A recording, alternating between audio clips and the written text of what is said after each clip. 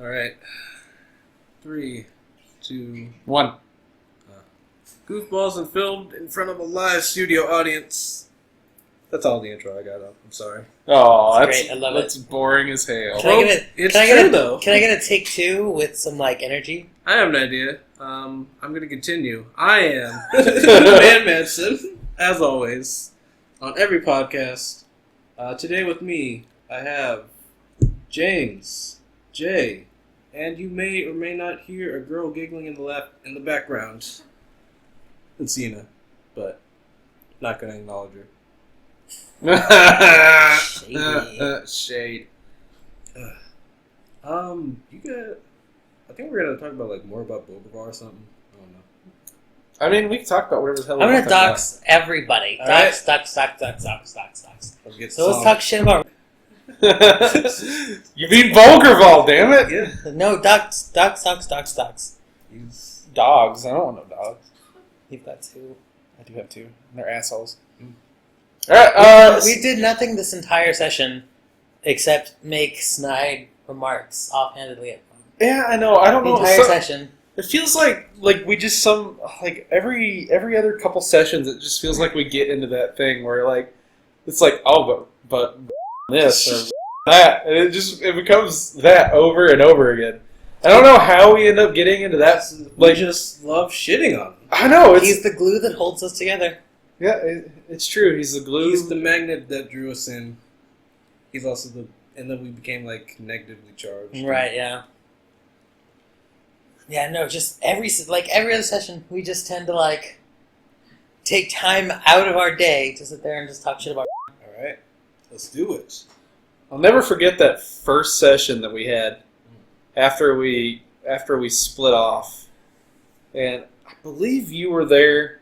I don't think you weren't there yet, but me and Baron and Aegis and you. I don't remember if you were there or not.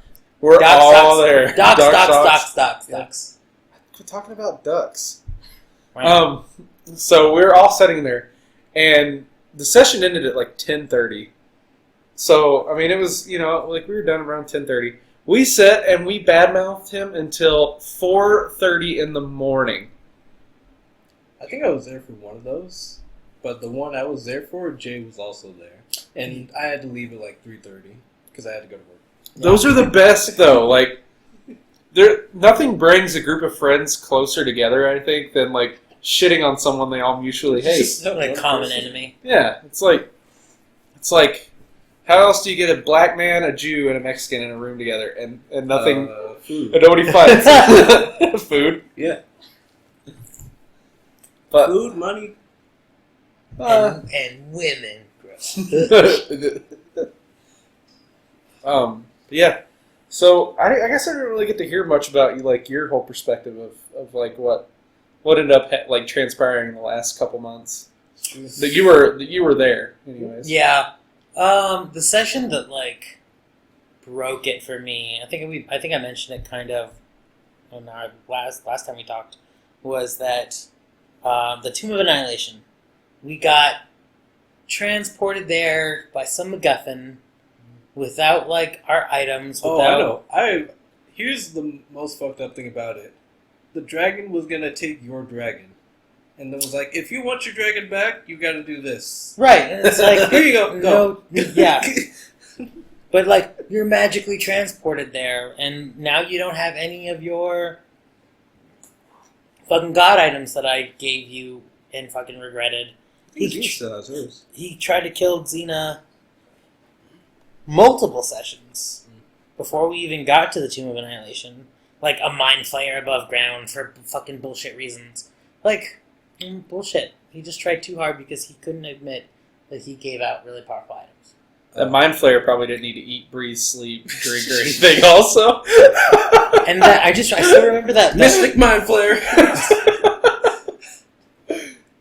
No, everything he had, its whole deal was oh, I don't need to eat, sleep, drink, or breathe. Wait, every character he made, or everything in his world? Both. Any character he played, it'd be well, now I don't have to do this. It's well, where the fuck did that come from? Nobody told you that. Crashing. You guys played more games with him than I did, because early on, I realized I know this bitch, and I'm not going to sit through it. Like, I knew girls like him back in West Hollywood. And I wasn't going to sit there and fucking deal with it. I just want to say one thing real quick. Xena, if you feel like you have anything to say, just like jump in, I guess. Yeah, live your best truth. Alright, she gave us a thumbs up. Thumbs up. Oh, you're the first human female on this podcast. So misogynistic. Yeah, we're so we're so accepting and inviting. Where's the equality in all of this? Yeah. I'm actually gender fluid. You're gender fluid. Can I call you they instead? You can call me whatever you want. It's all made up. How about sugar? You can call me mama. And then Jonas sent me a fucking Happy Mother's Day text apropos of nothing. Because obviously I'm the mother figure. You know what? You have 2 dogs that you care for like they're your kids. Well, I have 2 dogs. I didn't get a Happy Mother's Day. Yeah, but you have... I'm offended. But you have a wife, and... I don't know. But what if I'm the mother in the relationship? Mm-hmm. Definitely wears the strap on in this one. Yeah. You just doxed her for no reason. You asshole. No, doxing everybody. Fucking dox. I'm actually gonna remix that. You went on like this. No, you went on this one it sounded. I forget the name of the song, but you went perfectly to the beat of dox. Oh, shots. You just little John up in here. Yeah, that's gonna be playing in the background during some of this. Yeah, that's cool. So anyway, I guess I wasn't there for the whole Tomb of Annihilation deal. Nope, I was you gone skipped somewhere. out. You were doing wedding prep shit. Oh, that makes sense, I guess. I just know that I came back and because before I left, it wasn't great when I left, but everybody wasn't that bad. So I come back the next session, everybody's mad at each other. I'm like, what in the hell happened? Was that also that was also the same day that you ran that campaign? The first time around in Barrows. Yeah. Yep. With Genevia. Yep. That's the first campaign. And then you guys decided to start attacking each other and stuff. Girl. We had all the dice rolls played out. And then he brought you aside and was like, I feel really attacked right now. Like, girl, please. He's like, I don't know what I did. I'm like, girl, if you don't know, then fuck off.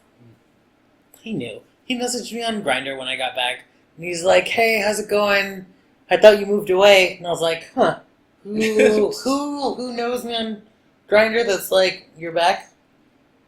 And he's like, oh, I hope we can talk sometime. And I was like, is this And he's like, yeah, I'm hoping you can give me a chance to talk about what happened.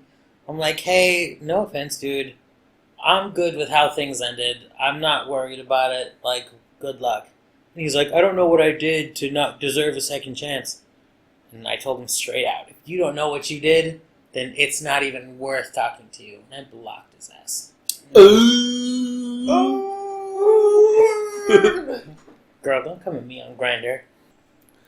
I don't come at nobody on Grindr, because that would be weird. Generally come on people on Grindr. Yeah, Generally. That's the scope of Can I things. come at you on Farmers Only? Farmers Only or Christian Mingle. Yeah. Christian Dingle. Actually, I have 2 Christian Mingle accounts, but that's fine. So that was the straw that broke the camel's back. Was the whole Tomb of Annihilation thing? Tomb of Annihilation, I hated. There was a couple things. One, oh, your wings don't work. Oh, you stepped on a trap and now you can't walk. Oh, you just so happen to be incapacitated the moment that he kills off Xena's character. R.I.P. Willow, just instant death. No save, no nothing, just boom, dead. And then he picked up her fucking character sheet, held it over his head, and fucking ripped it. Alright, you wanna jump in? It was when you became incapacitated, and then I tried to help you. You picked up a doll of some Yeah. kind, and so just boom, Instantly died. instantly died. No, it was when I tried to pluck Oh, something yeah. out. Something sharp. Yeah, there was like a needle or something in something one. in my feet. It was, something in an area that you were hurting in. It was some kind of voodoo doll. Yeah. So I yeah, tried to yeah. help you. What Yeah. I thought was helping you. And then just instant death. Nope. And then he tore the character sheet over his head, and that was such a gloating moment. Can I play the devil's advocate for a minute? All right. So, it was pretty customary back early on in the days of D&D that when a character would die, the dungeon master would take their character sheet and they would rip it up. That is not this edition. This is true. This Two- is true. I'm just playing devil's advocate. That's here. fine. 2 should have been something that was established from the start. 3, it's 2018. Well, it was 2018. It was, yeah, that's true. It was funny. 3, like, it's the way he did it. It wasn't mournful or sorrowful. It wasn't, like, respectful. It was gloating. It was over his head. It was, he paused and fucking ripped it. Yeah. So, and I'll be was the that first moment. to I'll be the first to say that I always, like, from the first session that I played with him, I knew he was what they call a confrontational DM. He was all about the players versus the dungeon master, not a cooperative storytelling experience. My people refer to that as that girl. That girl? He's that He's girl. that girl. So see, the way I DM, I always try to make it I make it a collaborative story. I don't set out purposefully to attempt to kill the players. Sometimes it might seem like I am, but Fucking shades. Just on hard shades, mode. yeah. But I mean, I never purposely intend to set out to kill somebody.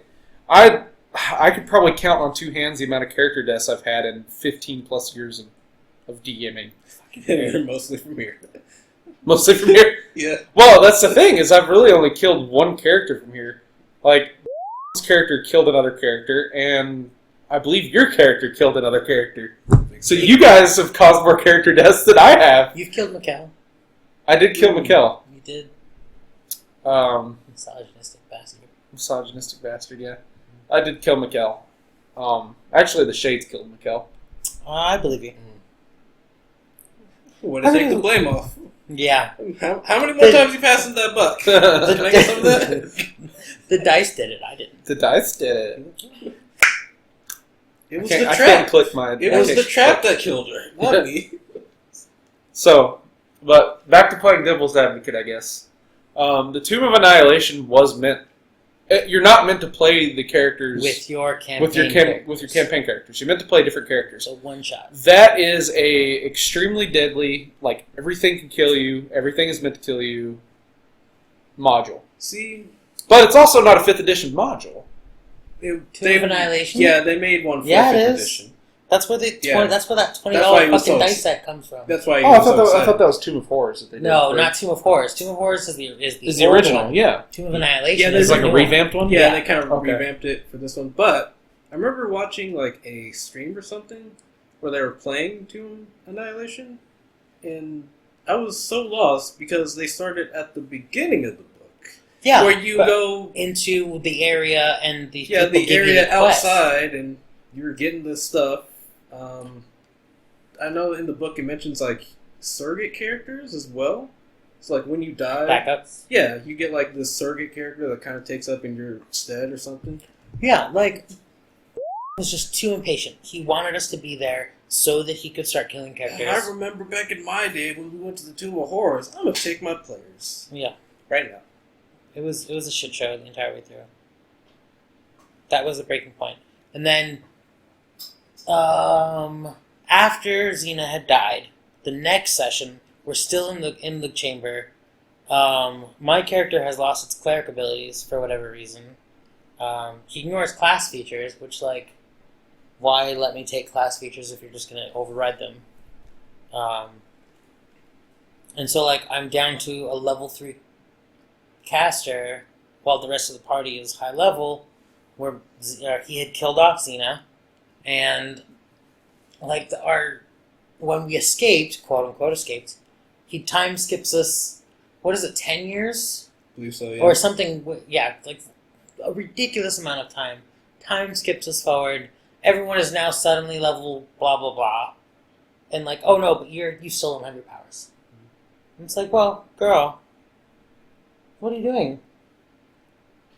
That was a breaking point for me.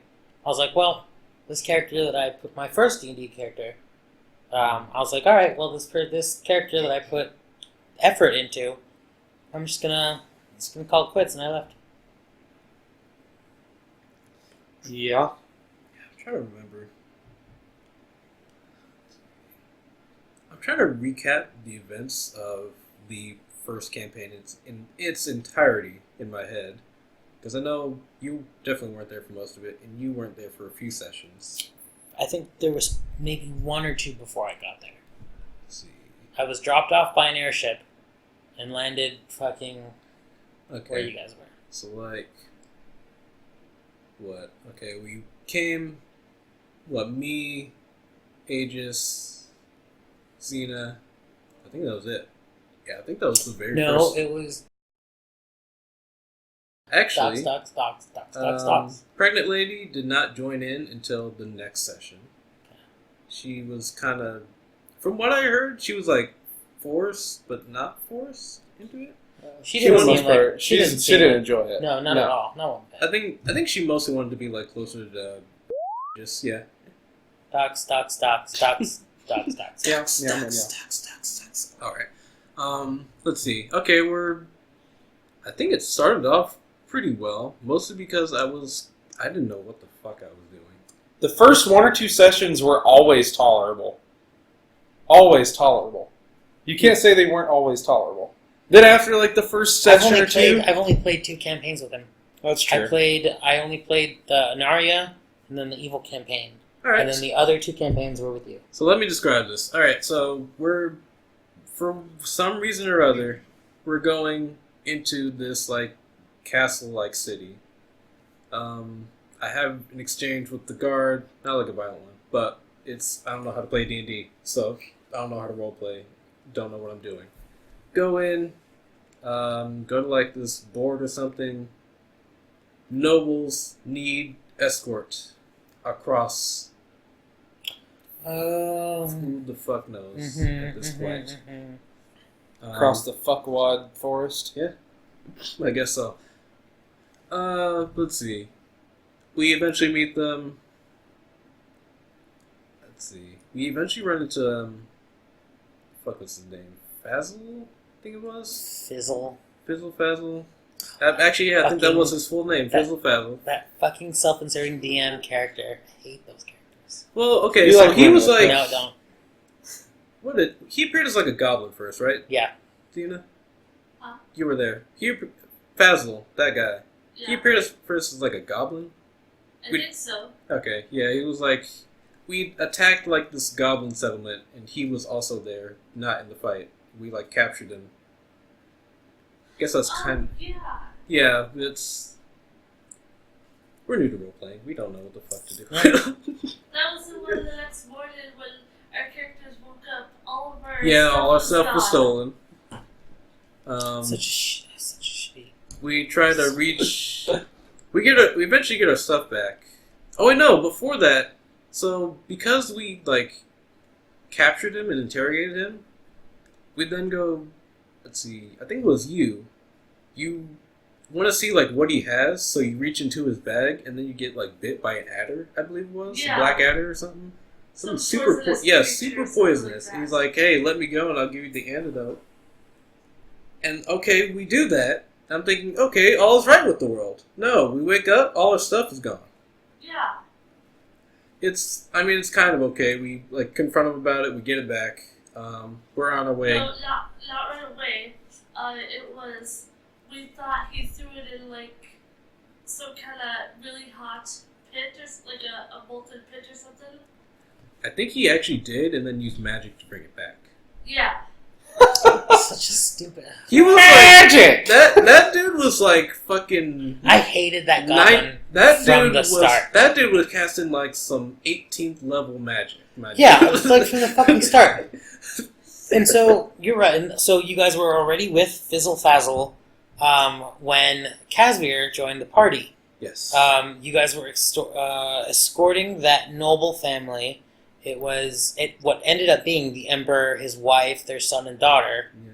The daughter had died in that first session that I was there. So there's a few things that happened before that I'm a little bit mad about. So the first character, I'm new to D&D. He suggests that the first character I play is a fighter, and I'm going to be like the tank of the group. I don't like it at all, because every combat encounter we get into, I die immediately. So, we eventually get You also had mage armor while you were in half plate. Yeah. To be fair, okay. you didn't. Okay. My philosophy was I need to protect everybody, because I'm dying. I can't, if I'm supposed to be the tank, and there's no tank, what are they going to do? Let's see. We ran into these super high level dragon people. We actually outrun a dragon itself. Jesus.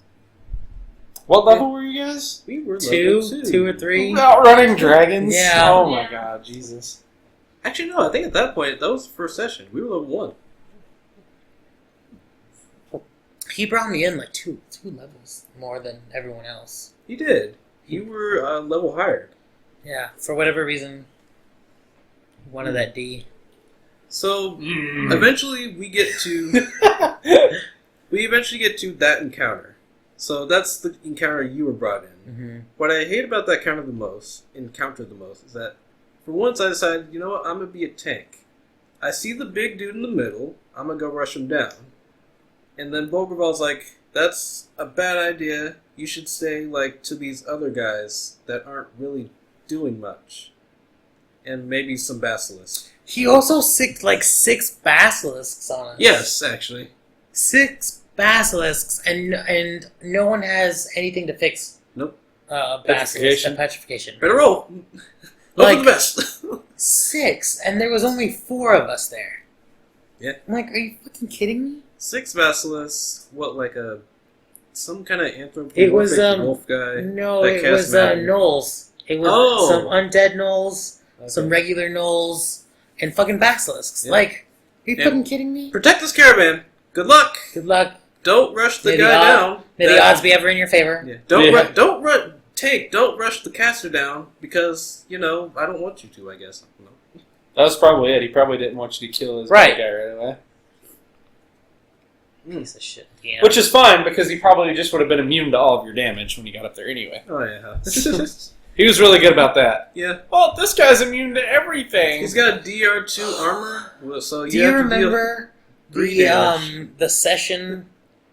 I forgot after what we had left, but it was on the road that there came these 3 hellhounds, I remember that. or something, where Casimir was a cleric, so he warding bond Baron, who had +1 AC and Shield of Faith, so he had +3 AC altogether. So he was hard to hit, and warding bond gives it resistance to all damage. And then halfway through the fight, all of a sudden, oh no, they ignore fire immunity or resistance. This attack ignores all resistances and immunities. That's what the book says. Out of the blue. There was the first half of the fight, there was none of that bullshit. And just all of a sudden, that's what they can do now. Is that when he was like, so you learned my DM trick? Yep. And so the next session... You know what? Even worse than that, I had just gotten my fire sword. I think I remember that. Yeah. It was, it kind of makes sense from they're hell people. Of course they're immune to fire. But I had just gotten that sword. Yeah. Never got a chance to use it, and I think I might have later, but I remember the next session, I think we're in an apartment, dogs. We're in their apartment cooking, and I even say, I'm like, those bad guys that encountered, they didn't have that ability. And he's like, so, you figured out one of my DM tricks, did you? And I'm like, Bitch, you mean I caught you in a lie? Is that what you mean? It's my trick. Like, Lying is my best trick. is that what you're telling me? He's a magician. He's that girl. He relies on deception. He's got a 19 charisma. I don't think like a 19 deception. He's probably got like a 19 in morbid obesity. Damn. That's mean. I mean, that's mean because I'm also a big bitch, so that's fine. Check your skinny privilege. Damn. Skinny privilege my ass. Skinny white boy privilege. Not even white. Leave me alone. Okay, I believe you. Alright, this isn't bash me time. This is bash time, okay? Alright. Jesus. Alright, let's see. Let's see. Oh, I want to talk about that stupid black spider bitch. Black spider bitch? That little urchin girl that we were in that big ass city. The one that had Milo. The one that was hired. The one that hired Okay. Milo Milo. She was part of the okay, web. yeah. Yeah, part of the web. From the web. She wasn't a spider, but she was part of the web. Yeah. So I can't remember It her was like name. a faction. Yeah. Some secret Illuminati. Something secret Illuminati faction. Like, Knew everything. If I you feel had like my the character in that first campaign was meant specifically to cause, like... to fuck with Jay. It was not just Jay, but it was specifically to cause, like, inter-party conflicts. Because, like... He was like, your character's sole mission is to kill the dragon. I'm like... Which knew I got attached to. Like, his ass straight out knew that I got attached to that fucking dragon. We got attached to it. Yeah. Oh yeah. But yeah, that was my job, was to kill the dragon. Because you were basically the dad, and I was basically the mom to Sphere. Yeah, during that training montage at the Raven Queen's Tower. As apparent by his human form. Right, which also is Oh. like the way he anthropomorphized Sphere was just weird to me. What do you mean? I don't know. Like, he would have Sphere turn into a little kid and like role play as that. Like, I don't know. To me, that was just weird. He likes role playing as little kids. I guess, yeah. Because then that fucking Cole. Yeah. That Sphere, young dragon, little kid. yeah, I That know, but makes just it sense, was weird but- to me that it was just the weird character choices on his part. And then Cole. Okay. I think. Bought a boy. She did. She bought a boy. Bogerval was taking notes from Force of Will that the only powerful people in the world are little kids. Cole had like what? Cole Okay. had the wand of Anaria, which could do whatever his amount. If it was, You know what that was? That was the plot sword. Yeah. If there's something as plot armor, that was the plot sword. that This was is what we that need was the right now. the sonic screwdriver of Anaria. Just fucking it did everything. I You needed to I need get up to Tensa's this- floating disc. Henson's floating disc. You need to get up to that cliff cave? Sure. Bippity boppity Let boop. me just wave my plot. Here it is. Stupid. Ugh. He did something else crazy. It was super like damaging too. There was that random ass storm that kept having different effects on people. Someone grew like twice their size. Someone Oh, yeah. Me and Aegis turned blue for a minute. turned blue. Something crazy. I think it was like Tom Cruise on a piano fell on me. That was Some weird. bullshit. Yeah. And then I go to identify some fucking artifact, and I end up releasing a phylactery or some bullshit. Yeah, you end up releasing. Yeah. You fucking end up releasing. I think it was like a lich or something. Yeah, In fact, because no, of actually, identify. it was one of the big bads we were after that you ended up releasing. All because of an identify spell. Like, okay, sure. That's what identified us. Yeah, that's what it does. Underneath, Fucking- underneath identified Because- item, it says release witch. Yeah, because plot device. His plot devices, though, were always, like, identical, and they were always terrible. They It was he is either. the M. Night Shyamalan of fucking D&D. M. Night Shyamalan is cool, though. So, I mean... M. Night Shyamalan has twists that you kind of don't see coming. I believe you. His is like, oh. Hey, there's a twist on chapter 5. You're not gonna believe this one. I think the thing that annoyed me most, though, like, with the way he would, like, take his story directions were...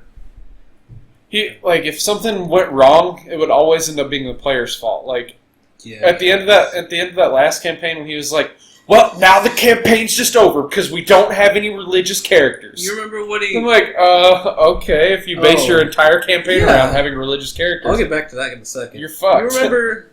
Actually, no, you weren't there for that. Maybe you remember. The entire reason that one campaign that I kind of put a stop to never was supposed to happen the way it did. Oh, the no religious characters World of Undead. Yeah, is because apparently we did things that caused those actions to like fall into each other. My biggest problem with that is that we never got to finish anything. Yeah. So how do you know that Like in between us going to the Tomb of Annihilation and us getting back out, there was a god war and the gods are dead. And we still never got to finish it. And we were never involved once. Yeah. I think Casimir had a vision of the Raven Queen one time of her fucking dying. Yep. And that's it. That's the only ever hint that there was a god fucking war. And then his excuse was, he turned to and he says, "No, you know that in my world that there's been a god war since the age of blah blah blah." Like, just use that as... I wish you would have told us. Yeah, like, he's just, it's common knowledge. It's common knowledge. Common knowledge. Like, fuck off, dude. You're doing it to suit your whims. Common knowledge is actually a place, like, deep underground. Yeah, locked away by, it's like, 47 vaults. Yeah, it's right next to hell, actually. We just missed it. If we went one more room, we would have found it. That was our mistake. That's why all this happened. It's because we didn't find common knowledge. His plot devices just were so terrible. Time skip. Yeah, everything is time skips. Time skip. What's going to be at the end of this tunnel, Rod? I bet you it's not going to be another time skip. Oh, too bad! It's another time skip! Woo! Like, we come out of, like, the last campaign, it's like, alright, all of a sudden you come out from the Time Mancer's house, and it's 25 years in the future! Oh, no, that was because, I did something that... you used the wish spell or whatever. Yeah, I used the wish spell to stop a black hole. I don't know how I did that. But 25 years! I think it was like, I don't know what to do right now. Okay, time skip. We'll figure it out. Then we'll figure out what to do. Or maybe just want to, like, us to succeed. I think it was that, because his whole deal was being combative. He wanted to make sure that the players were kept down so that he could build himself up. Mm-hmm. And he used the fact that it's my world and this is the way that things go in my world. Mm-hmm. That was his crutch for everything. That's just the way it is in Anaria. And I'll never forget, like, the first time I ever messaged him on Facebook and was like, "Hey, I heard you play D&D. I also play D&D." He was like, "Well, my world's a custom world that I've been working on for 25 years. I actually just published campaign material for..." I can't remember who he said. And you know what? Good for you, but man. Yeah. Like, you didn't publish shit. Like, I remember, it was on the... Docs. It was on the Facebook chat that, I think posted that there's a D&D group, and I had listened to things like Critical Role and The Adventure Zone for a very long time, and I'm like, I never got a chance to play D&D, so I was like, alright, I'll play D&D in the middle of fucking North Dakota, because there's nothing else to do. Yeah. And so I remember I messaged was telling me about this game, and then they, like, group chat me together, and was like, "Oh, you must be comfortable with gays, lesbians, blacks, whatever, all people I'm are..." all the above. And I'm like, I'm literally a gay person of color. Like, what do you want from me? You should have said you were lesbian. Yeah, I should have said I was lesbian. But just like, and then he started telling me, he's like, yeah, I'm writing a book on my world, and it's been going on. I'm like, okay, are we gonna play D&D? Because no, thank you, thanks. So is My world. It's my world. Bowlerball a SJW? Who the hell's SJW? Social justice warrior? Yeah. Oh. I guess. In the same vein that I am. Like, I think it's more out of bug the straight guys than it is out of actual genuine. Oh yeah. You know what I mean? Because like, I'll say like, how dare you say that just to stir the fucking pot? Alright. I think it's the same thing for him. Alright. No, I think he Because he's actually. also that girl. I think he actually thought that he was like, I'm so all inclusive. Everybody wants to be my friend. He's that girl. I'm the best. Look at I can bring a black guy, a gay guy, a Jewish guy, and a bunch of white guys and a Mormon together, and we're all a big group and a girl. Yeah. And Two of yeah, them. 2 girls. And look, we're the most inclusive D&D group there is ever. Yay me! I'm the best. I put it together. Everybody else can fuck off. It's my world. My world. My world, my way. Burger King. I did it that time. Did you hear it? Are you proud of me? Proud of you, Pumpkin. Good. But yeah, so all right, I got that out of you. So I guess we really never like fully discussed what happened as to why we didn't end up starting that separate campaign that we talked about a long time ago. I remember after. I think it was after Tomb of Annihilation. Before we played, because there was one more session after that Tomb, where we had to like talk to the person ruling whatever city it was in. Sphere was like a big dragon at that point. He was like, It was older because years had passed. he You know was what I on mean? that 18th level magic that Frazzle was on. Right, yeah. Oh, yeah, that fucking sigil caster bullshit. Oh, Right. yeah. I forgot about that. He invented that. Doctor Doctor Strange Strange. stole it. Yeah, yeah. He kept saying, "Oh yeah, they stole that. The way they do it with their hands." And go like this. Hate that guy. I invented it first. They stole it from me. It's like, yeah, they stole this idea from a comic book from the '90s before you made your little game world. So it was after that session that I had spoken to you because I think I mentioned. I was like, hey, like, one, I've got a place that we can game. And I'm not having fun playing with and I would be up to doing a different game if you guys are. And everyone had said yes. And I was like, all right, just the 3 of us. I don't want it to go around that I'm trying to steal. Or maybe so it would be 4 of us. You eventually talked to me about it. And then I eventually talked to you about it, and I was like, I'm not trying to like steal the group away from but like if you guys also want a game, because I don't want to game with them. And you had said you would be willing, you, James, Milo Milo, Docs. I'm already known as James, so you can't really dox me. I'm doing it anyway. Docs, everybody! So I had asked you if you'd be willing to DM, and you're like, yeah, I'd be up for that. And I'm like, all right, yeah, cool, just text me. And then nothing. Yep. And I ghosted you hard. Absolutely nothing. And I was like, okay. I honestly thought that James was actually good friends with him, so I thought he's just going to stay there. Yeah, I that's the same thing I thought. Yeah. So I was like, James and are like friends, so like he's probably not going to show up, but he can come anyway. I remember I specifically did not invite because she did not seem into the game whatsoever. Right. Like at all. She would just sit there and kind of like play along, and I was like, oh yeah, sure. Yeah, and then nothing.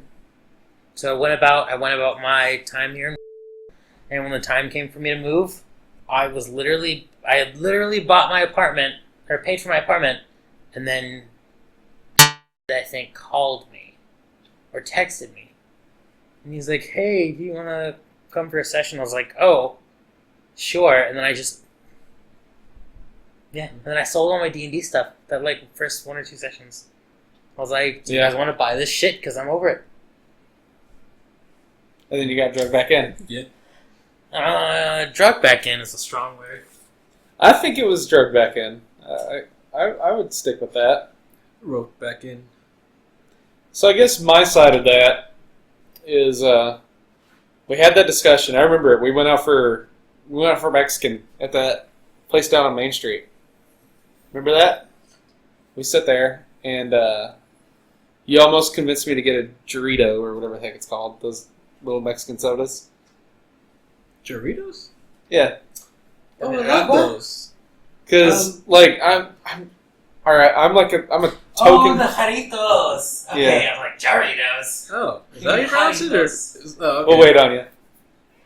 I can hear you. Yeah, but I can't hear you, and I need to hear your responses. I love that soda. It's my favorite soda. I don't know why. It's I so don't- cheap too. I never even tried them. I was like, meh. You know? Orange is my favorite. So back when Jay was saying that he didn't want to steal anybody, I think around that time is when I was kind of trying to let you off the hook of coming to the game Oh, because that we were jumping back and forth. yeah. I think I kind of remember that, but I was invested enough to where I would play, and most of the grievances that you guys have happened behind the scenes that I was not allowed to be part of. You True guys that. had like separate Facebook chats and everything, to where you guys didn't let me know about There's this. a meme on the internet that says, if your group chat doesn't have a side group chat that someone else isn't in, you're the one not in the group chat. Well, that would make me and the one not in the group chat. There's multiple group chats going on. I'm sure there is. Mm. I mean, actually, you know what? I don't think there is. Unless you guys have one that I don't know about, because I feel like everybody in the There current was group. There was one that we had that didn't have in it because it was his birthday, Yeah, that's different Yeah, though. it's kind of different. and I've got this sinking suspicion that you guys have one for like sports stuff. We used to No, have one we for don't. Magic. We used to have one for Magic. I thought a long you time used ago. to have one for football or something. Oh, fantasy football? Yeah. Yeah, but that was a long time ago, and that had my wife and in it. My So- wife. My wife. My wife. So anyway, back to what I was saying. I was wait. trying. Oh, I was trying to let you off the hook nicely because you requested that you didn't want to flip flop games, so that's why. Oh, okay. All right. So, I don't know. I'm willing to be honest. I didn't initially tell you about the game either because it didn't seem like you were into it. You were always so reserved and shy that I was just like, oh, that she didn't seem like she would be interested in playing a different game. Again, I also thought you were good friends with. That's why talking to was also. well, see, that was the issue that I had. So the main reason why like things went down the way they did was one, I was afraid that I was going to lose being able to play D&D in the first place because I thought that I was the newest one in the group at that point. Like, well, I guess, was White Guy there yet? No, I don't think he was. So like, Stop.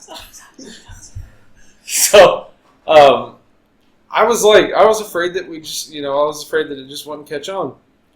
And so I mentioned it to, I don't remember who I mentioned it to. I don't remember if it was Aegis or if it was Baron.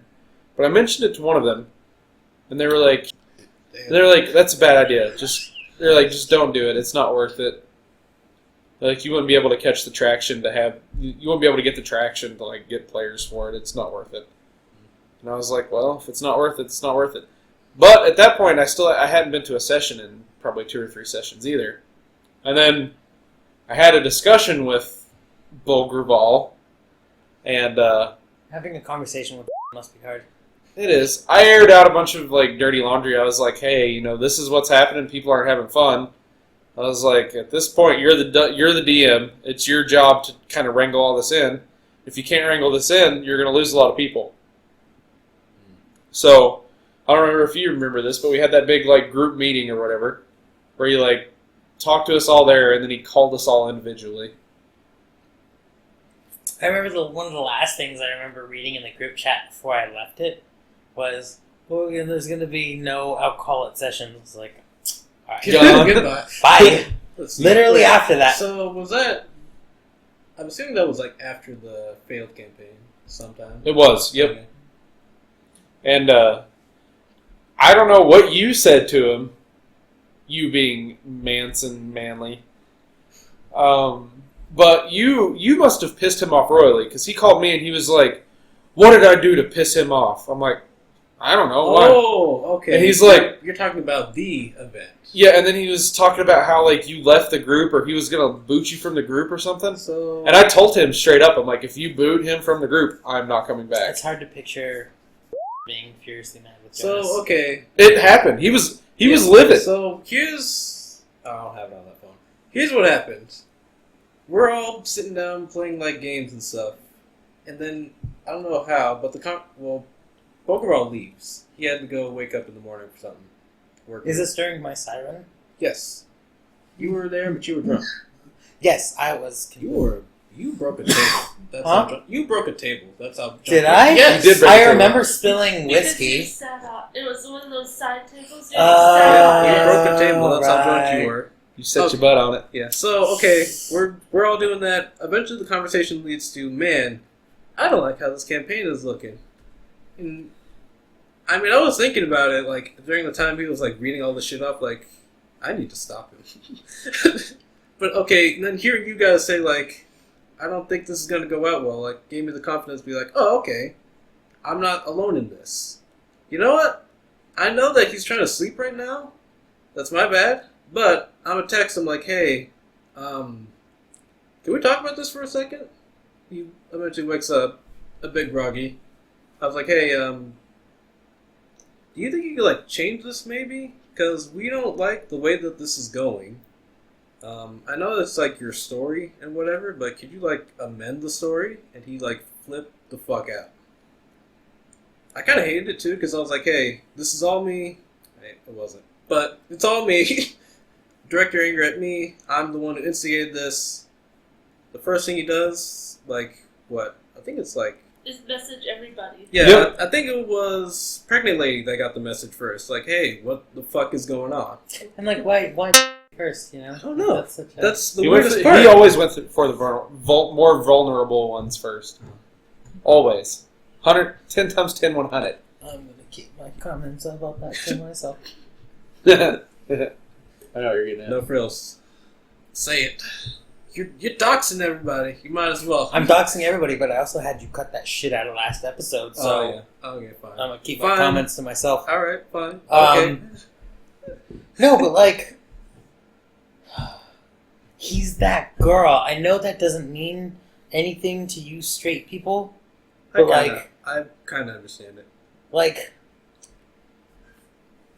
do you ever just, something happens and you just, I knew you were that girl. I knew you were that person. He's that girl. We He's have that a different person. phrase for it, but yeah. Yeah, That nigga. yeah, but like, And we say that kike. That's how we do it. That nigga right there?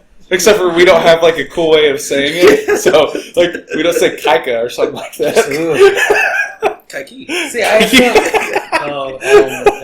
okay, all right, Got your new words on this podcast. I now have cool slang. What up, my kike? I got that kind of squish in my back, in my head. Oh no. Okay. But he was that girl. From the start, he was that girl, and I knew it. And I didn't want to play, so I tapped out. I gave y'all the option to come play with me, if you know what I mean. Giggity. I gave y'all the option to come play, and you know what? I got ghosted, and I took that as like, okay, I'm an adult. I literally just stopped. I left the group chat. I didn't message anyone.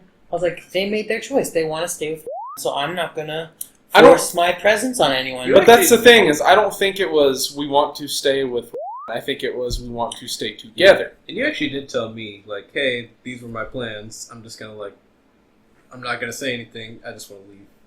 You did tell me that. You told me you were leaving for LA, I did. to be fair.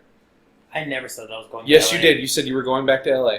I did. Nope, Promise nope, you, because the first no. question I asked you when we were doing this campaign is like, I think Jay went back to LA. I was like, but I want him in the campaign if he's still in.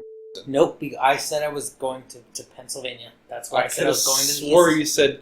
I guess PA and LA. I have spent so long away from Los Angeles that I can tell you for a fact I would not have said I was going back home while I I do was kind here. of remember PA. It might have been PA and not LA. How was that burp? Where are my levels? Back there. Oh, But good. I love It's it. not very good. Okay. All right. I'll try again. That was even worse. No, I can't do it. It'll Can't come burp to me. on the I mic. can, but sometimes I get stuck, and now I've got this like stuck pressure. yeah. But it's fine. Don't worry about it. But I knew he was that girl, and I did not want to play with that. So you know what? I'm an adult. I don't have to stick around anyone that I don't want to. And I was like, "Girl, bye."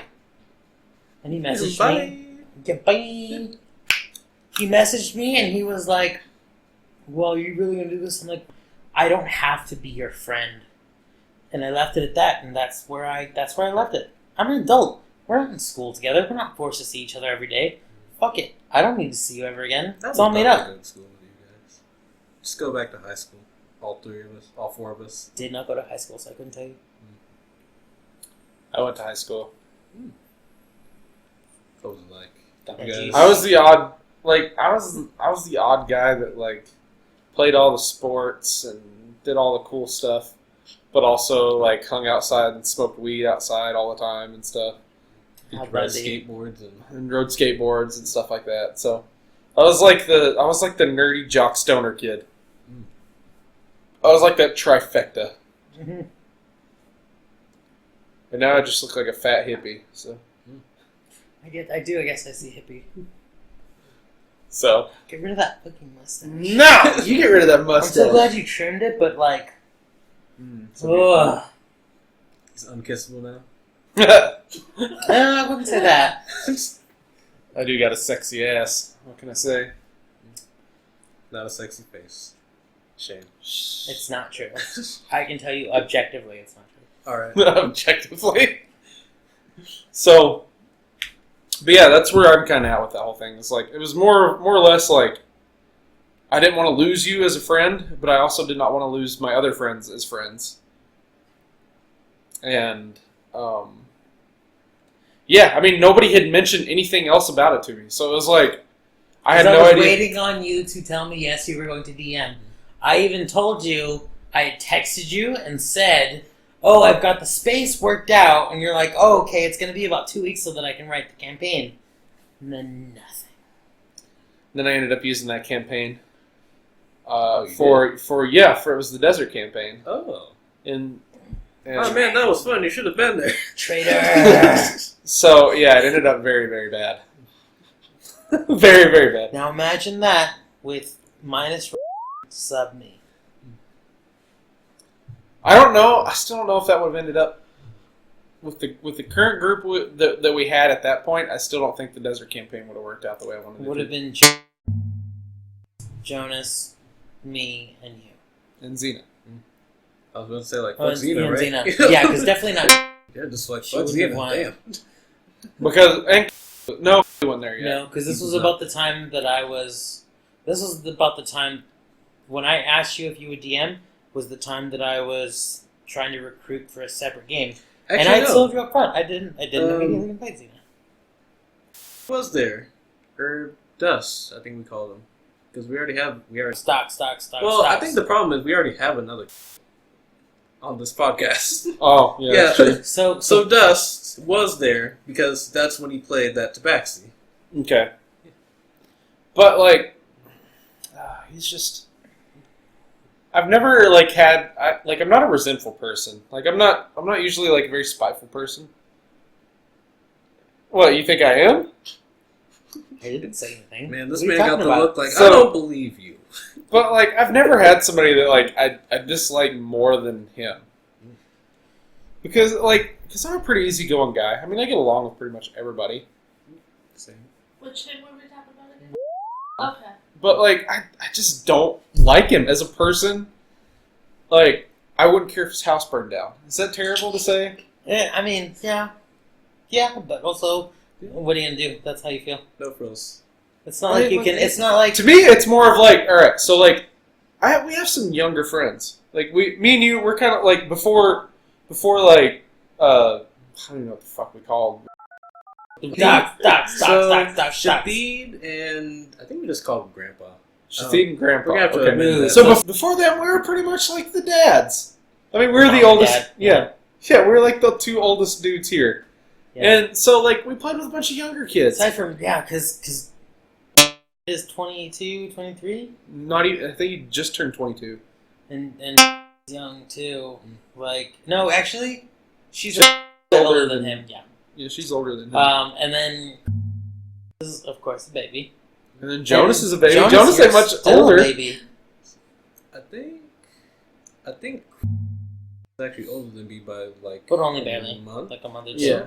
So like when we were sitting down at Las Hermanos, and I was like, I even told you, like, you're the closest one to my age as a dude that I would want to like relate to, Yeah. and like, because I told him it's just not someone that I click with. It's But like my thing with that, the reason why I'm like that I stay so mad at him and that I have like so much resentment to him is like the fact that he wrecked this game for a bunch of kids like that, man. Like when I was like their age, like when I was that age, I had so much fun playing D&D. Like if I could have played 4 days a week, We're I probably not would have. that much older than them. It's but yeah, 10 years almost. something like that. 10 years, pretty close to it. Oh, man. But like when I was that age, man, like that's all I wanted to do. All I wanted to do was play D&D. Like I could have played D&D 4 or 5 times a week, and then like to see like Baron was the worst one. You would see him come into the sessions, and he would be like he would just be down about it right away. Well, that's because had a predatory relationship with This is true, but like from the get go, that whole interaction made me uncomfortable. From the get go?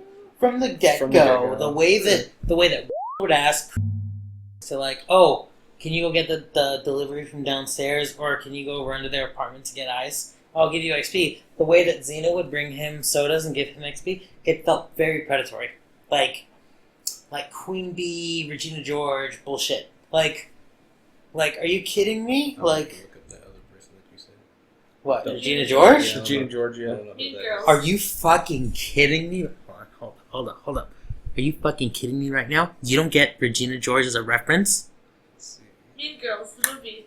I actually have not seen that movie, but I hear a lot of quotes from it. Girl. I Okay. Yeah, I've never actually seen this person before. am There's not only that old. one hand in it. I am not that old. No. I am not that old that someone that I am speaking to as a fucking equal should not get that. We're old. Just deal with it, dude. We're old. Uh. We're like a third of the way through our lives. We're old. Oh, okay. Just the way we I was are. about to say, like, wait a minute. Someone turned, Halfway through our lives if we're lucky. Someone turned her into Ariana Grande. Ariana Grande is okay. So, I She have a looks like a question. Barbie doll. Sure. If you never started DMing and just liked playing characters and whatnot. Okay, so not really a question, but whatever. For me, I mostly like playing characters. Okay. Continually pressured me to DM, Really? to try DMing. Because wanted to be a player. I wanted to power game the fuck out of everything. Wanted to play because that's why he inserted. That's why he inserted that stupid goblin Fizzle Fazzle. That's why he inserted Cole. That's why he inserts characters. I hate self-inserting DMs because it's always to their own end. It's not And to. It's not to further the story. It's always to satisfy whatever jollies that they have that they want to get off. I can't stand self-inserting DMs because I mean it shows that with specifically it showed that he wants to be part of the story and not have The consequences. He can control whatever narrative this character gets to craft, as opposed to the rest of us who are trying to craft a story through roles. Just got to invent a character that had major implications in the world 18th level magic. with no with no For the consequence. Yeah, I mean, I'll agree Guiding with that rule. if you say with, but like, there's nothing wrong with inserting an NPC into a particular party because like when I inserted Winrith that one time, it wasn't to be like, oh look at me, now I'm in the game. It was to be like, hey, this is a guy that you guys have seen because I make a weekly post that has his stuff in it, and this is so you guys can see like, hey, this is actually a person in the world. You know what I'm saying? I mean, I believe you. did I say like, oh, well, Winrith is a 20th level spellcaster who has way better stuff than you guys do? I believe you. Fuck you. And the reasons he kept pushing me was because I would get so much more experience on learning how to on doing DMing versus just playing characters. Okay, well, are we But open? I didn't want to. Are we open to dialogue? What kind of dialogue? No. Are we open to dialogue? Are we playing in the space? Okay. You are a really good listener in the game, Yeah. but you've never really been a great participant. Okay. With Willow, actually, with Willow, you did try a little bit. I feel like actually, had you been able to continue on with Willow, And I think- Willow was you're a first druid for the party. I also did try with the noble. The noble character. Your bard. No. That I was don't when think we we're were here on for that I know. island. I'm trying to Yeah. I'm trying to relate between the two games that I played with you. Yeah. Okay. With your bard. It always annoyed me. Like, got some kind of sword stuck in a hole, and you were asking Xena to like use Mage Hand without saying, "Hey, use the spell Mage Hand," Mage hand! and just shouted out, "Mage Hand!" I'm like, girl, we're trying to let Let her Xena- figure stuff let out. Xena figure it out how to help. I don't think that character had more than one playtime. Me when I did the probably bard. not. Probably not. You also kept using darts as opposed to like spells. As opposed to like vicious mockery. But like, I don't know. Playing with was, as I said before, I'm an adult. I don't have to sit through that, and I chose not to. And I think that's such an empowering thing when you're an adult, is being able to say no to people and not have to worry about like the social consequences. Right. We're not in high school. This isn't some like clique that. Oh, it's a click. Oh, We definitely clicked together. all right, Heather. I prefer Brittany. No, there's a movie called The Heathers. It's fine. You're straight. You don't get it. Okay, fine. Whatever. So I know I told some people, but for those that don't know, the final straw for me playing with was we were into several hours of playing, and my sister texted whatever, asking to have me help with the kids because my parents were out somewhere, and told him that I needed to go help my sister with the kids, and he literally flipped a gasket. Started complaining about how I show up early, how I show up late, how I leave early, when my family calls, texts, whatever, I drop whatever I'm doing and go. Yeah, because God forbid you should Yeah, family. jump to your family's Family aid. is definitely not more important than God than gaming. forbid. The tier goes D&D, Volkerval, then family. Which Yeah. I don't always drop what I'm doing to go help a family. I do it But for sometimes that. you just have to fucking drop whatever you're fucking doing. Yeah. Yeah. And like, God forbid should understand that. So I packed up. I literally was in my car, started to leave. He called me to make me come back and get the rest of my stuff that I had in a storage container. Didn't say anything about why I had to take it, so I'm thinking, okay, fine, we're done. And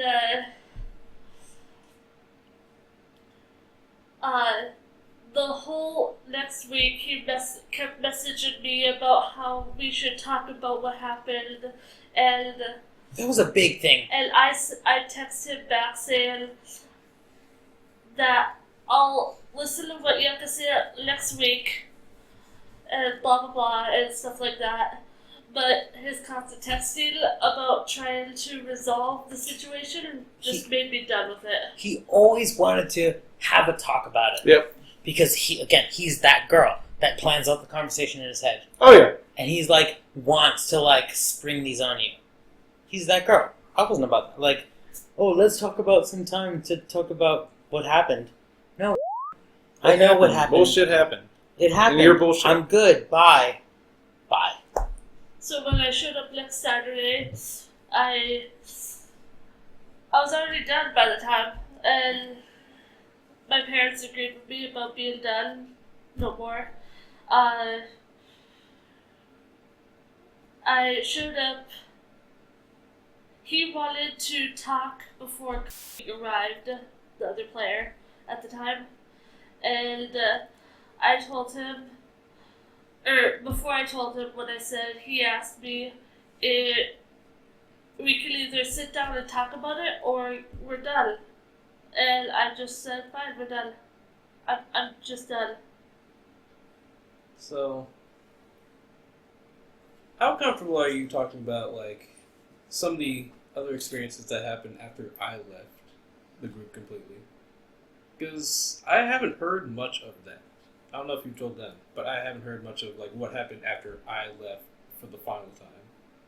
Like during that fallout. I mean, that was definitely after me. When I was trying to grace you out, you mean? So like, I remember. See what I came for like a Fallout campaign, and then I came for like a Star Wars campaign. Yeah. And then I left during that, and It's apparently you okay. guys had like 2 more sessions, and then axed it. Like, what happened during that time then? And then you guys started another D&D campaign. It was actually flip-flopping between the Star Wars, the Fallout, and his campaign. Okay. So how much shit did he talk about us like when we left? Was there a lot of shit? I know for a I fact. can't remember. I know for a exactly. fact that had exaggerated our interaction on Grindr. It wasn't actually Grindr, it was Growler, for the record. Oh, Sorry. Hey, no, there's a real Gay dating app. There's a real no, fuck you. The people that understand the difference get the difference. I don't care if you bitches know. So it was on Growler, not Grindr. And he exaggerated to all of you guys, saying how hard I pushed to like hook up. I literally said, hey, I've had my apartment to myself, and I've got some whiskey. Do you want to come hang out? You're not my type, is what he said. I said, all right, cool. That's it. yeah. Hand to whichever gods, hands on the color green, because I guess I haven't much of The color green. right. So like on it, whatever it is, that's all the conversation was, and like he's sitting there telling that no, I pushed for sex. I was like, girl, Mama was desperate moving out here, but not that desperate. Like I'll like say, hey, do you want to hook up? And if they're like, no, cool, no. All right. So back to you. How much shit was talked? Like on like a scale of 1 to 10, was it like a 7, like a 4? And does it differ per person? Did he talk more shit about Jonas than he did about? Or did he talk more shit about me than anybody Which shit else? did he talk about more, the black guy or the Jew? Tell me. I think I already know the answer, but I want to hear. I know I have a guess in my head too, but I want to see what it is.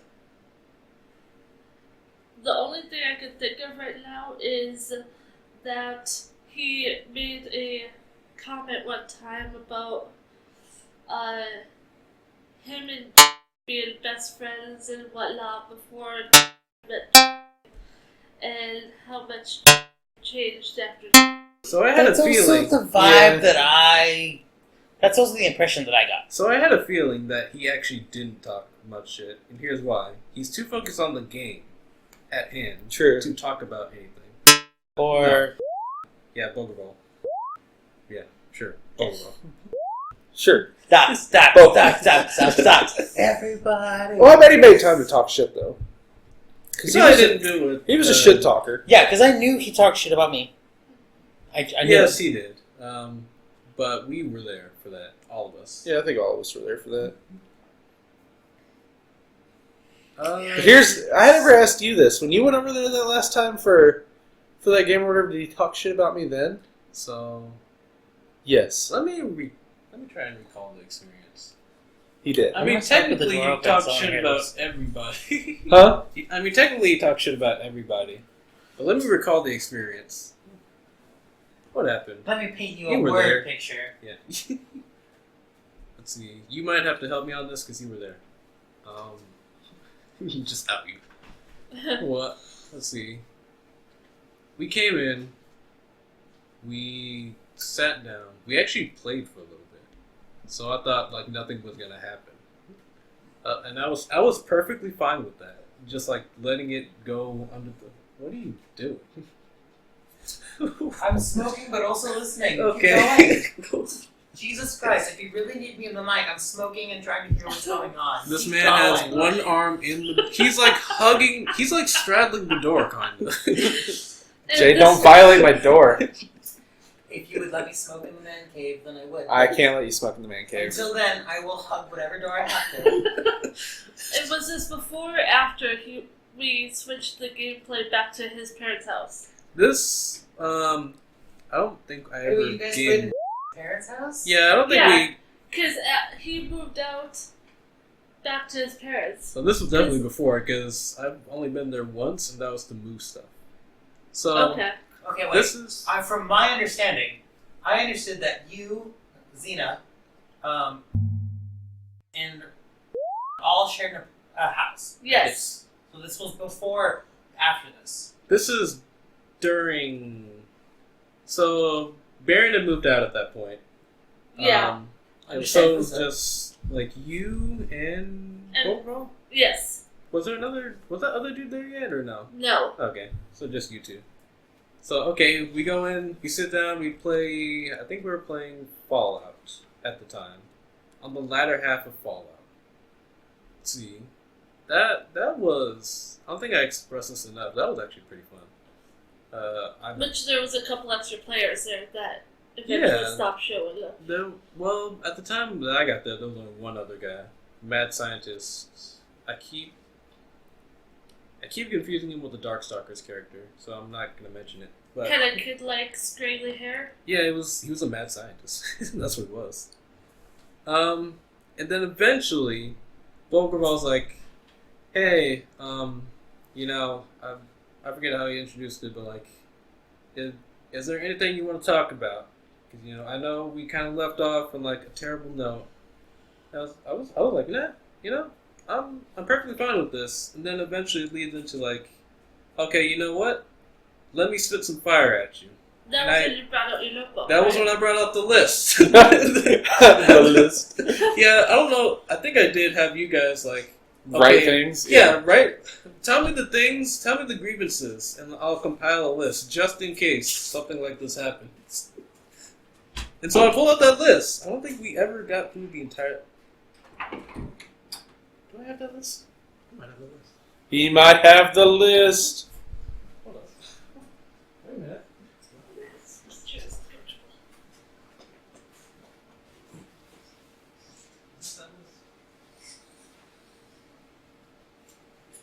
Do you have the list?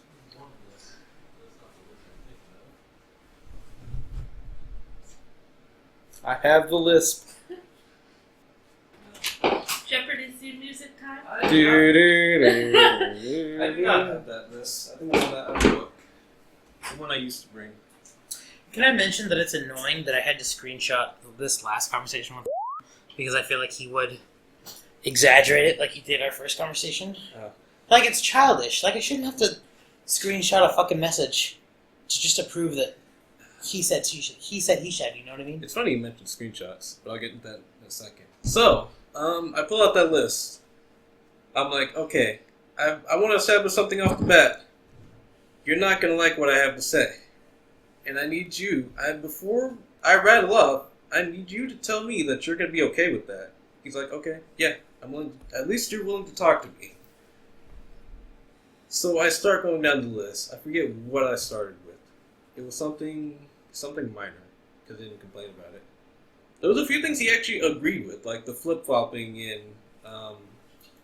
what was it? The power gaming. Yes, the power gaming. He admitted that he not ashamed of power gaming, but he acknowledges that he goes a little too overboard with like items and stuff. At first, I thought, okay, we're making headway. Yes, good. He's acknowledging like half the things I'm saying. Then, eventually, because I divided the list into like people. Let's see. Okay, a little bit before that, actually, we got to this message that Aegis sent him about like all the reasons why I was leaving. Yeah. No, I'm just trying to work in the name. Oh, as- yeah. Okay. I feel you. I've done that What? every time. I don't know if you guys notice. Yeah, I've noticed. But Okay. I love it. You're just looking for work for Jonas and editing. Ba-da-ba-ba-ba. I'm loving it. whoa, This will just be completely unedited. Just yeah. post it. You're moving, Fuck so it. fuck it. Why at this point? Yeah. It's all made up.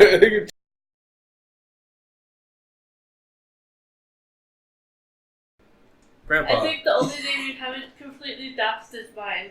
That's true. I Damn, know you it. forgot her name. Is Oh my god. It's not Jessica. Oh my god. I even know it. Come on. Someone Hold ought on, to shh. You've known her longer than I have. I know. I know. See, but here's the thing.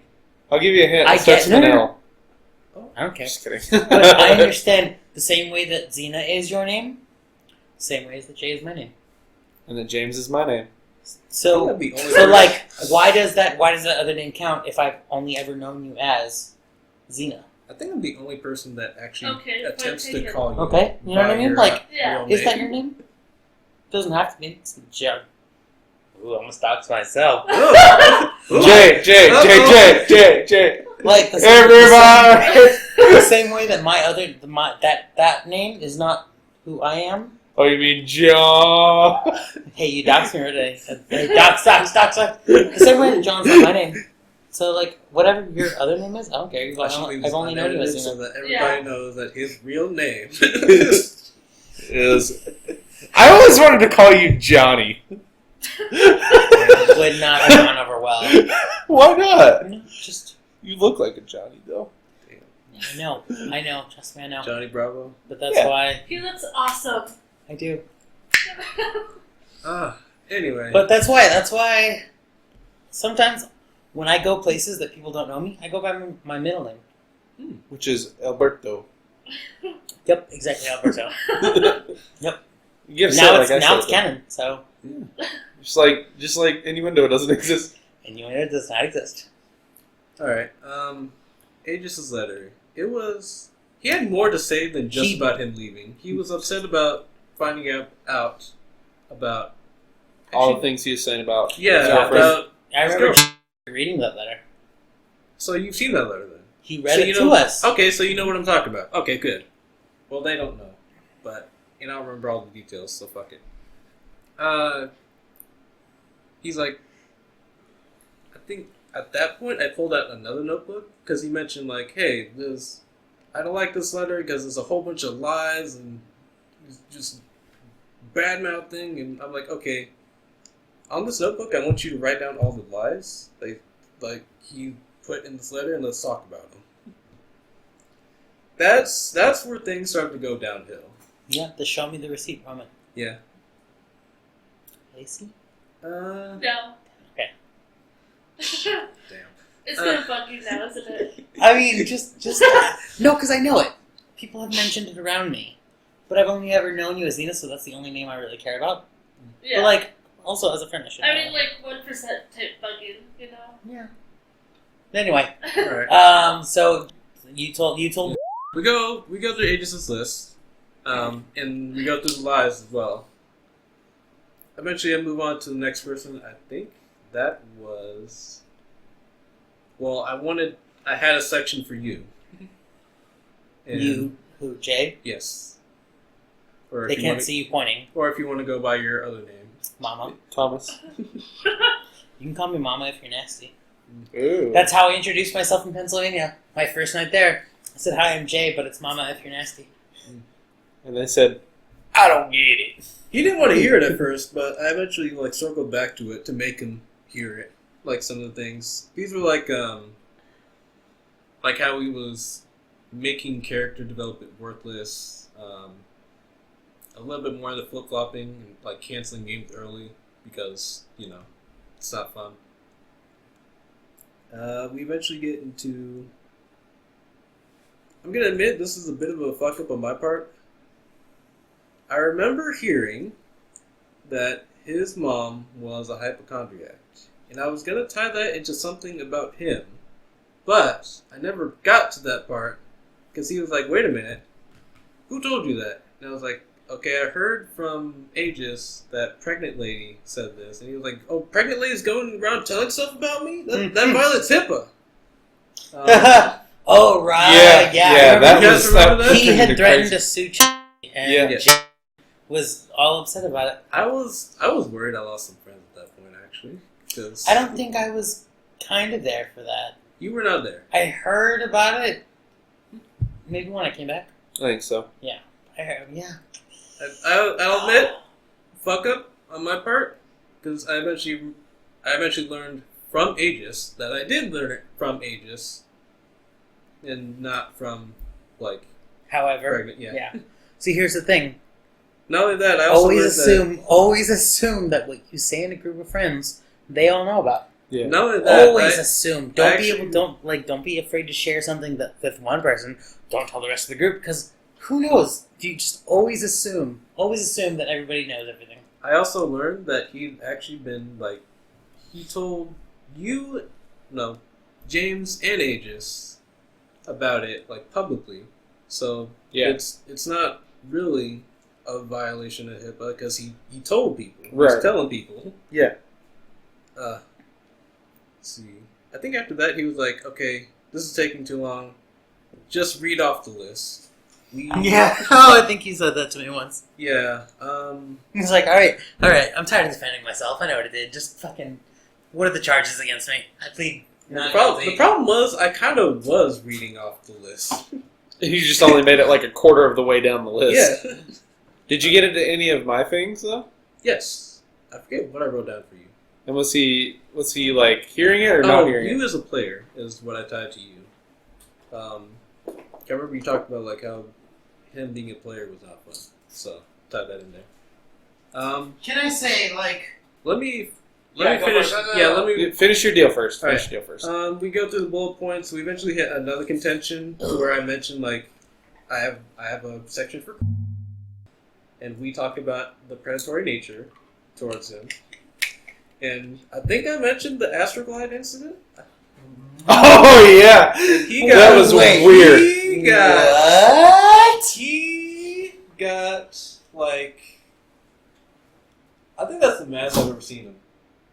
Because that put him through. He gained some new gears after that one. He went off. What? You don't remember the Astro? Or you didn't hear about the Astro? No, I did not. Oh, you didn't tell him about. No, I didn't. Oh, No, I did You not. should- All right, baby. You should explain that. Your Okay. words. Spill the So- tea. I went in to install cable in his house. Okay. And it was just him there. Well, wasn't it internet first? No, this was when it was for the cable. Okay. And it was just him there. And he goes, just do whatever you got to do. I'm going to be in here in the living room. And if you need me, holler at me. And I'm like, okay. So I get to doing what I'm doing. So at the time, I installed cable for a living. And I looked over on the bed, and there was rubbers and Astroglide on the bed. And I was like, and you could tell it was purposely put there because the bed was fully made. I mean, it's not like the bed was it's not like the bed wasn't made, and there was just it was left over from the day before. It was propped up on the bed, and I was like, "What in the fuck?" Yeah, no. There was that time that someone came over and I hadn't taken out something from the shower Yeah. that I should have Yeah. to have company over because I have a clear shower curtain. Because I have to watch the dogs, otherwise they'll drink in the fucking toilet. I left my dildo in the shower, completely visible, when someone came over, which that person, I don't think it was on the podcast when it was... You didn't say it on the podcast. Well, I think it was a little now, bit I before. guess. Yeah, I said now. Yeah, well, I don't really care at this point. So that person was me. Yeah. But like, so what was his anger about that? Oh my God! How could you insist that I would ever do something like that with? I remember this one time he was in the shower and he was naked and he was like, "Hey, I need you to hand me a." It was just like, man, like, whoa, okay, man, damn, okay, damn. I didn't need to hear all that. I would never do something like that with Chris. Yeah. It was predatory from the start. I was. don't like the way that he would ask him to get things. Go get the order that we delivered. Go get me ice from their apartment.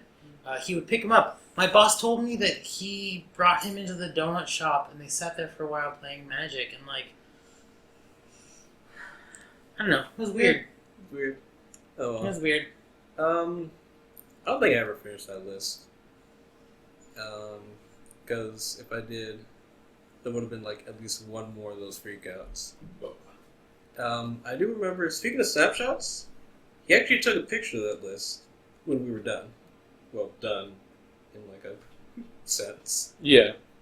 I don't know what he did with that like picture, or even if he got a good picture. Because Posted it on his Zynga or his live journal so that he can remember. I don't know if he actually read that because I remember you guys were talking about the allegations against him, and I actually put that down on the list, but I skipped over it because I didn't the have molestation thing? I didn't have any evidence, so I didn't want to just go into this guy's house and accuse him of something like that. Stop. The state of Massachusetts has evidence against him. All right, So but I don't want to just go into this guy's house and be like, "Hey, you rapist."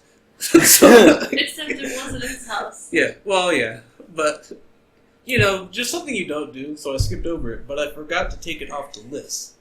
So, so he's got this picture of this list with. I mean, maybe he can't read it. My handwriting's terrible. That's true. I can, I'm looking at a list you've made right in front of me. Right. Yes. Yeah. and it's awesome. So I guess in general, who was he more pissed at when? More pissed at. Aegis, definitely. Especially think after first- that email. Yeah. That email. Because I could see completely trusting that was his friend. Yeah.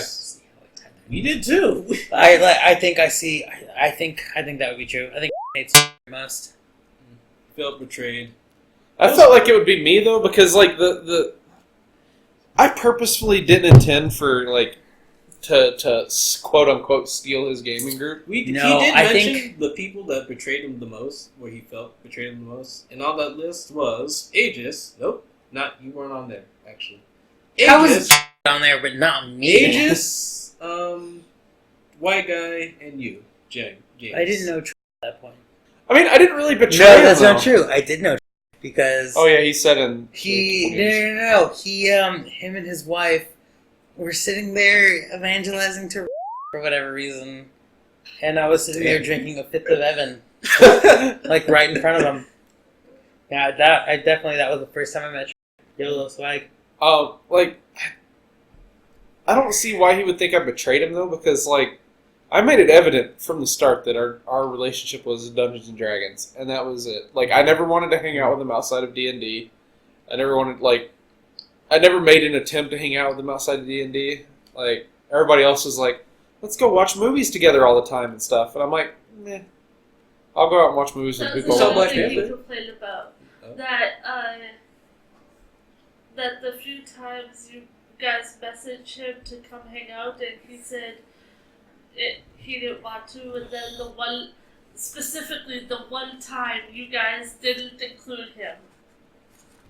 Oh. Yeah, we'd invite him to magic events all the time, and he was just like he'd never show up. Or he'd claim he was going to show up and never show up, and then, yeah. So everybody just quit inviting But I him. mean, like devil's advocate, like social anxiety sucks. So maybe It's sometimes definitely not social anxiety, because anytime he wanted to do something, we were all expected to. we were all expected to drop whatever the hell Yeah. we were doing. It didn't matter what it was. So, before I went down that list, you said you wanted to add something. Do you remember what that was? Or No, I don't. Alright. Do you remember what it was? No, it was... I think it was before I got down to Baron's section of the list, though. I don't know if that strikes any memories. Did you actually even go through all of my stuff with him? Yes, actually. And what was his overall responses? I mean, was Oh, okay. Yeah, I think I know where you were trying to go with that, actually. So, the entire time that I was doing this, he was pretty defensive. You could probably figure that. Yeah. I mean, obviously. I mean, aside from the few things, he was like, yes, that's my bad. He was... Most of it boiled down to, they should have communicated with me. I mean, You tried. You guys got these faces. Everybody tried communicating with him. I tried. He literally sat me down the first day that you ever ran a campaign. He literally sat me down and was like, "Let's talk about this." And it was always, "I don't understand what I did. Why are you being like this? I've never had something like this happen in a game. This is so new to me. Oh my god." And I'm like, I believe you, girl. Like, okay. And like the way that it played out with Genlevia, did not mean it to go there. That's just how it went. But like, Don't cast magic on me. don't cast magic on me, fucking friends. Yeah. And he comes in with magic fucking missile, like disproportionate amount of Right. like whatever. The entire experience ended Well, up being but so see, shitty. he comes from a background where all his family was murdered and he was enslaved. And what else did he put in his backstory? I don't know. Everything he made was gruesome as hell, and just like, oh, woe is me, poor sad.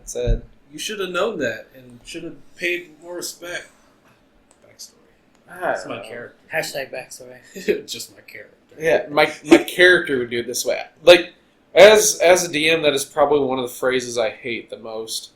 When anybody says, my character would do it that way, or this is the way my character would do it. Like, no. Spill that Everett tea about him stealing from the wagon.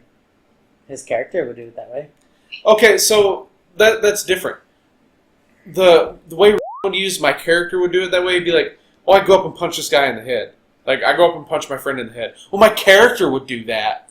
It's like, it's a crutch. He used it as a crutch to be able to do whatever the hell he I wanted. don't need to think rationally. I got my character. Yeah.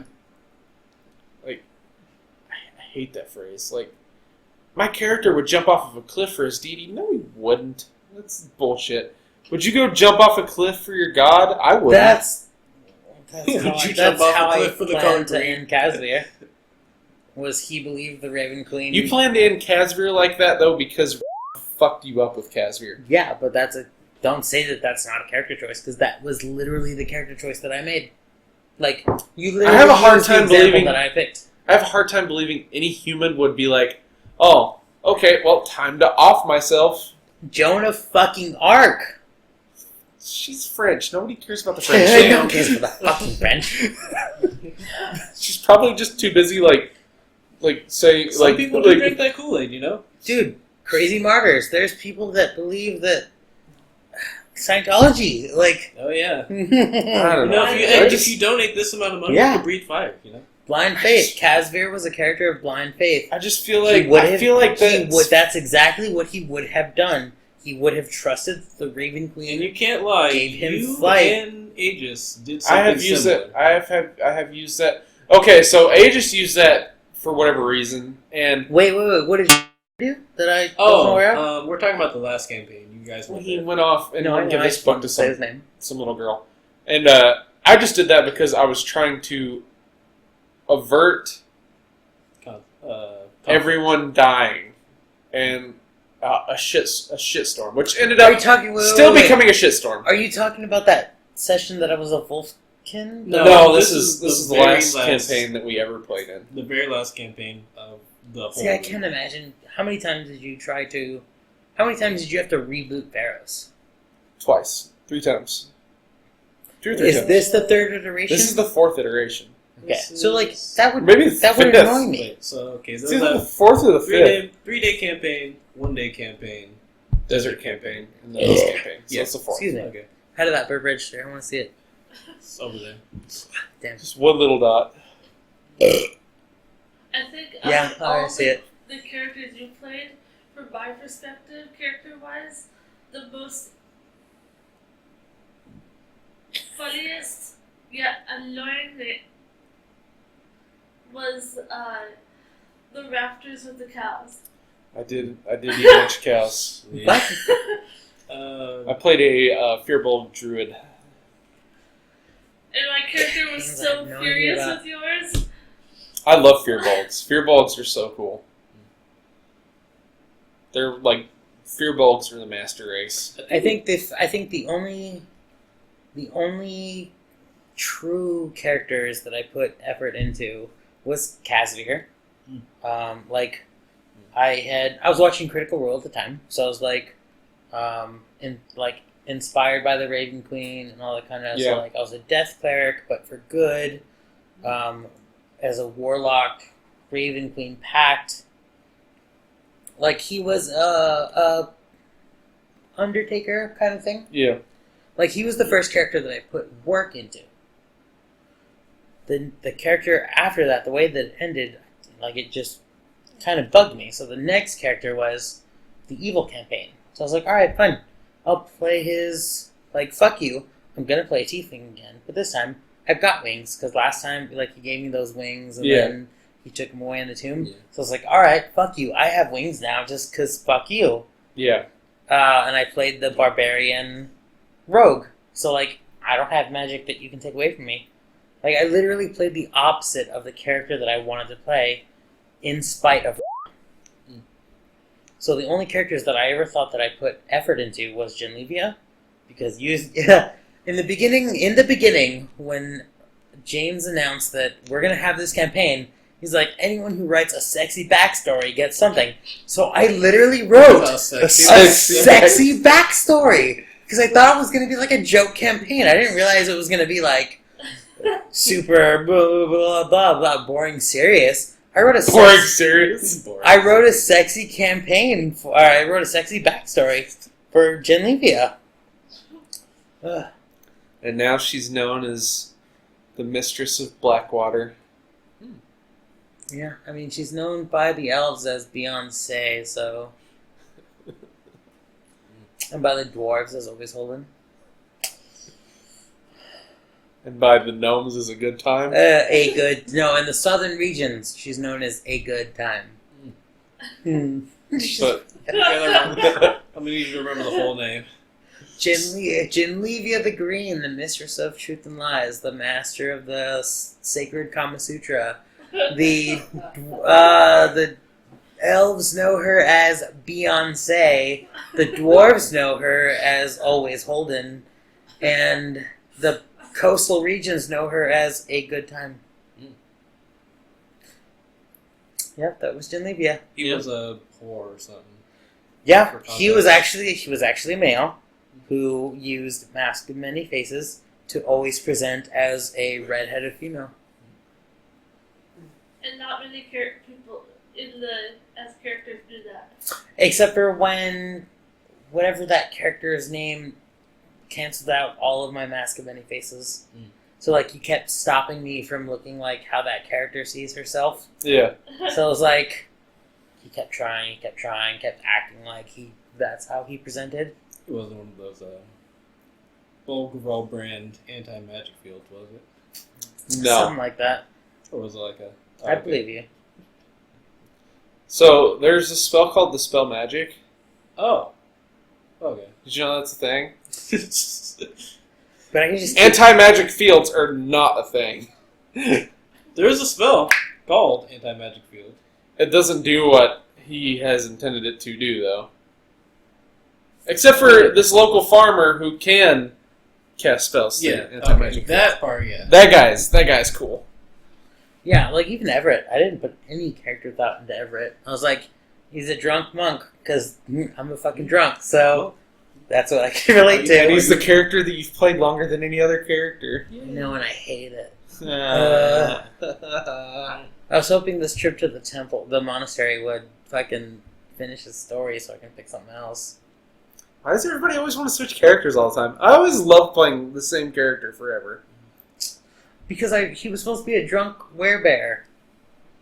That was that character. Make him a werebear. Just make him get bit by a werebear. I don't have a werebear. Make me a werebear. Poof, you're a werebear. Boom, killing it. Great. Rah! That was a dad joke. Yeah, I get it. I get it. You get it. Okay, good. No, like... I don't know. Had I had known I would have stuck with this campaign as long as I had, I probably would have picked something different. Yeah. Because this isn't... Like, I was like, oh, okay, I'll play the character again for shits and giggles and then move to Pennsylvania and never hear from any of you guys ever again. That didn't happen. It's not how that happened, so... You still played with us even when you were in Pennsylvania. I know, I hate it. Gross. No, you don't. You love it. Don't I? You do. Make an insight check. 47. Oh. I got such a good insight. Hard to read. That's how I felt today when you rolled that 18 or whatever. I'm like, oh, fuck. It's a 23. 18! I'm not grappled to... Yeah, you are. Nope. But... How much of that troll running away was you wanting to end the session? To be honest. No, I could have continued going into Kai's Hold if you guys wanted to. But it seemed like everybody else was ready to go, and I had to work in the morning. Yeah. So. But so my thing is I feel like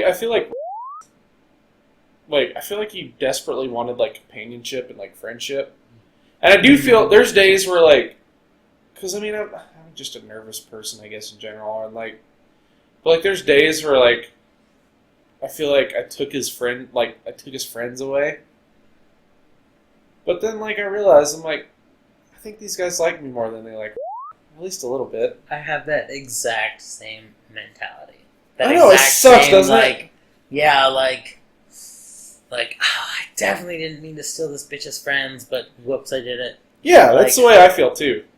Especially when it comes to, I feel like it's worse with because me and no offense to everybody else, but me and are probably, I'm closer with than I am with almost every single one of you. Yeah.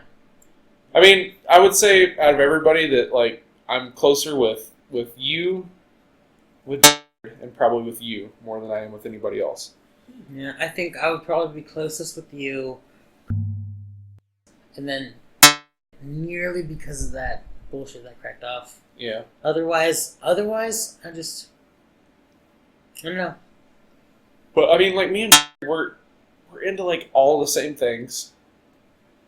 And we hang out more than anybody else. We don't anymore because my schedule changed. Yeah. We don't ever have the same days off anymore. Plus, also he's got a baby. A baby.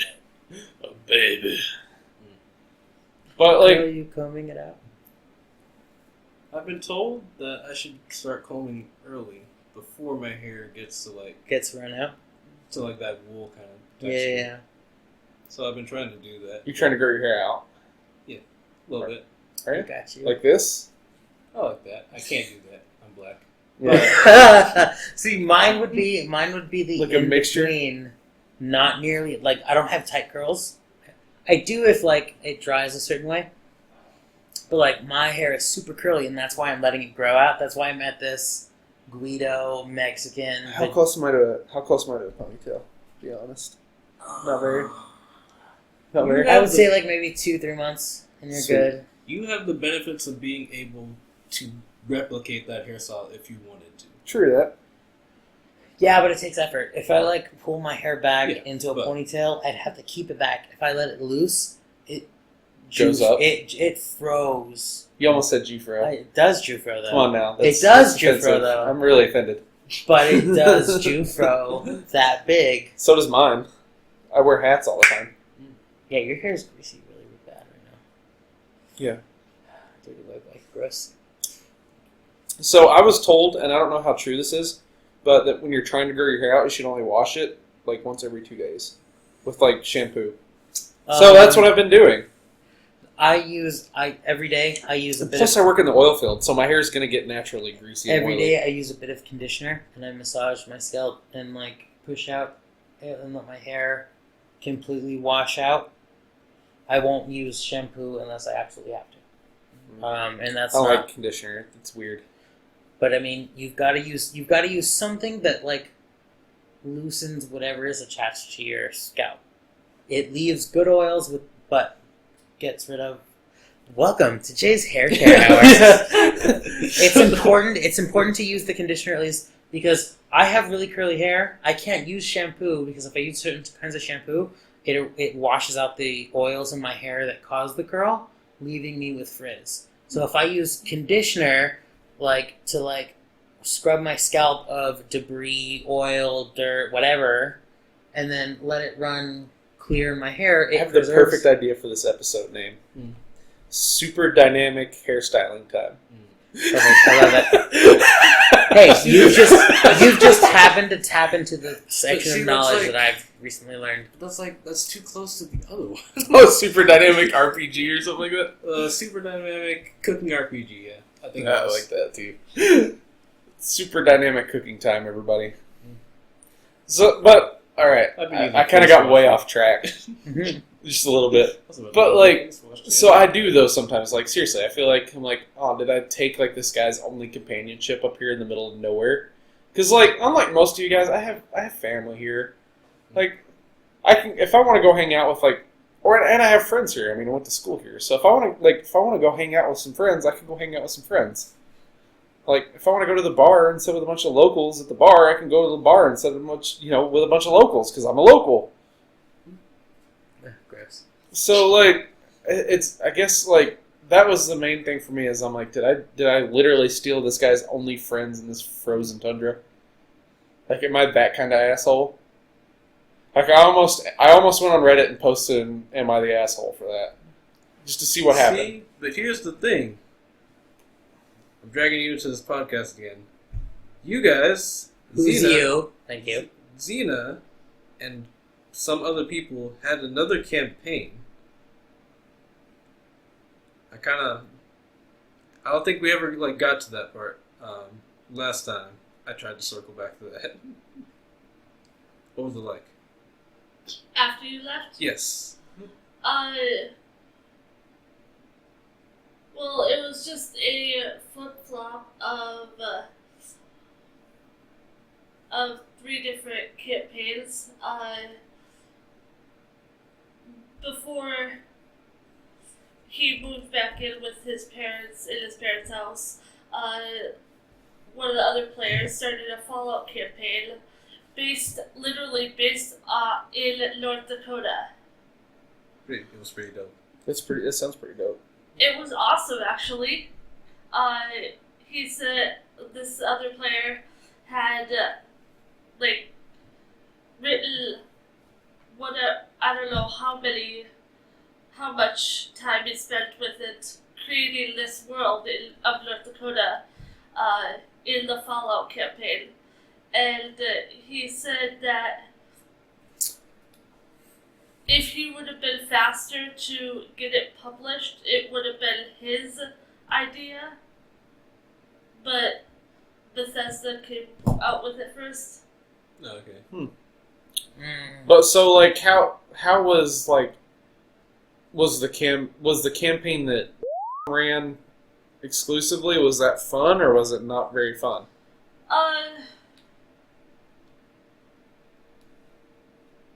The characters were fun, but it was, again, usually maybe 4 or 5 sessions and then restarting a character.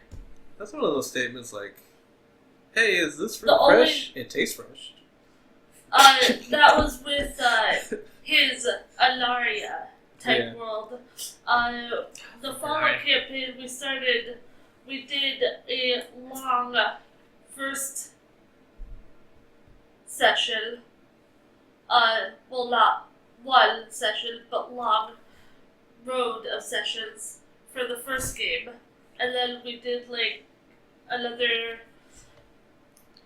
2 different sessions after Jonas left. Yeah. And then also continuing the Star Wars campaign. It intermingled of There was a Star Wars campaign? There's all kinds of different campaigns. Dude, of at one point when they all lived together, they were playing D&D 4 nights a week. I mean, like, I would be down. Because the Star Wars campaign, I was actually there from the beginning. It was cool, but from what I could tell, it was so much cooler to me because I don't know Star Wars. Yeah. Apparently there's a lot of plot holes in it. But continue. There's a lot of plot holes in Star Wars anyways. No. So, I mean... I'm not a it space would opera have been guy. even more cooler if it were I'm a flip-flop Trekkie, between so- a bunch of other Chris. games. Yeah. That's why I was so excited when they announced that Star Trek Picard. But yeah, Oh my God, I we was so basically excited when I saw continued on with the Star Wars campaign. It intermingled with the Fallout campaign and this other game, Alright. depending on who didn't want a DM. So, and then there was like, apparently one of the groups ended because there was like a husband and wife and they had to like move or had a kid or something. Pause for edit. See, that's I specifically put that there so you knew where it was. Alright. The team goes, scam! If you have anything else to add. I think you were saying something when you said pause. There was a husband and wife. Oh, yeah, yeah. That. So, apparently something ended because like a husband and wife had a kid or something. And then they couldn't come anymore or something. Are we talking about... No. No, that was No, it was No. a different subgroup. No, this is after everyone left. Except for... oh yes. Now I remember. When it was just me and I found these 2 other people and invited them to join with us playing, and eventually it was decided that they didn't like how I was playing or something like that. Oh, I heard. You were like too slow. Something like that, I don't know. But I was kind of getting tired of the weekly games and the extended games, because it would start from like 2 p.m. in the afternoon and go to like after midnight. And so I agreed that I would be willing to come join for another game after those 2 left for the night. So, Around like 9:30, 10 p.m. I actually remember now. It was like, you said it was because you were on your phone too much and you were too slow. To be fair, I'm pretty sure we mentioned this on the podcast. You've always been too slow. I'm sorry, but like, It is what it is. Yeah, it is what it is. That's one thing I didn't really mind. I didn't know anyone in the town when I started to play. So, like, hanging out for 12 hours, that's kind of the shit I would do with my friends back home, you know? So, like, you go over to someone's house and you just kind of sit there and chill. That's kind of what it felt like when I'm hanging out here. So, like, I didn't necessarily mind the long hours. It got weird when, I don't know, just like the way he would emphasize being here on time. Yeah. You're gonna lose EXP if you don't get here It became on time. a chore. Yeah, like, I didn't mind those long hours because that's what I did back home. Like, hang out with your friends and chill for hours at a time. I think the problem is, it's like... Well, if you didn't show up on time, he'd complain. Right. Yeah, that's... What? Okay. And if you show up like 20 minutes late, it's not like you're not gonna be there for the next 10 fucking hours. You know, like so Right. chill. here's the worst part. What did we start? Like 3:00, and then we ended at like 4 in the morning or something. Sometimes, Yeah, yeah. some ridiculous. That's a little like I'm talking about like the Fallout campaign when I was there. Oh. That's especially when you gotta work. Excessive. Yeah, that's a little ridiculous. That's over 12 hours of game I know. with GoofBallz. I know Yeah, there was the times where I would order food for myself, and then he'd cop a bitch fit about how I didn't ask Oh, him yeah. if he wanted Oh, I remember fucking you got fucking boba tea. No, that was the first time I ever been to Basil, so I was like, oh yeah, give me one too. And then we came, and he was like, what the fuck? Why didn't you get us And it boba was tea? every time, every week. We didn't know you He wanted compl- boba tea.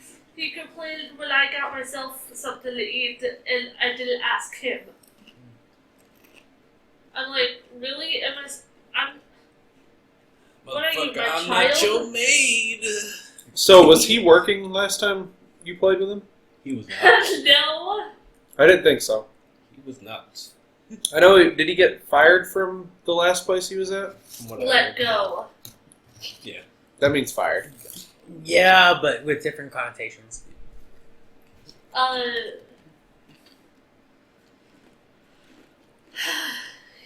He's trying to get disability.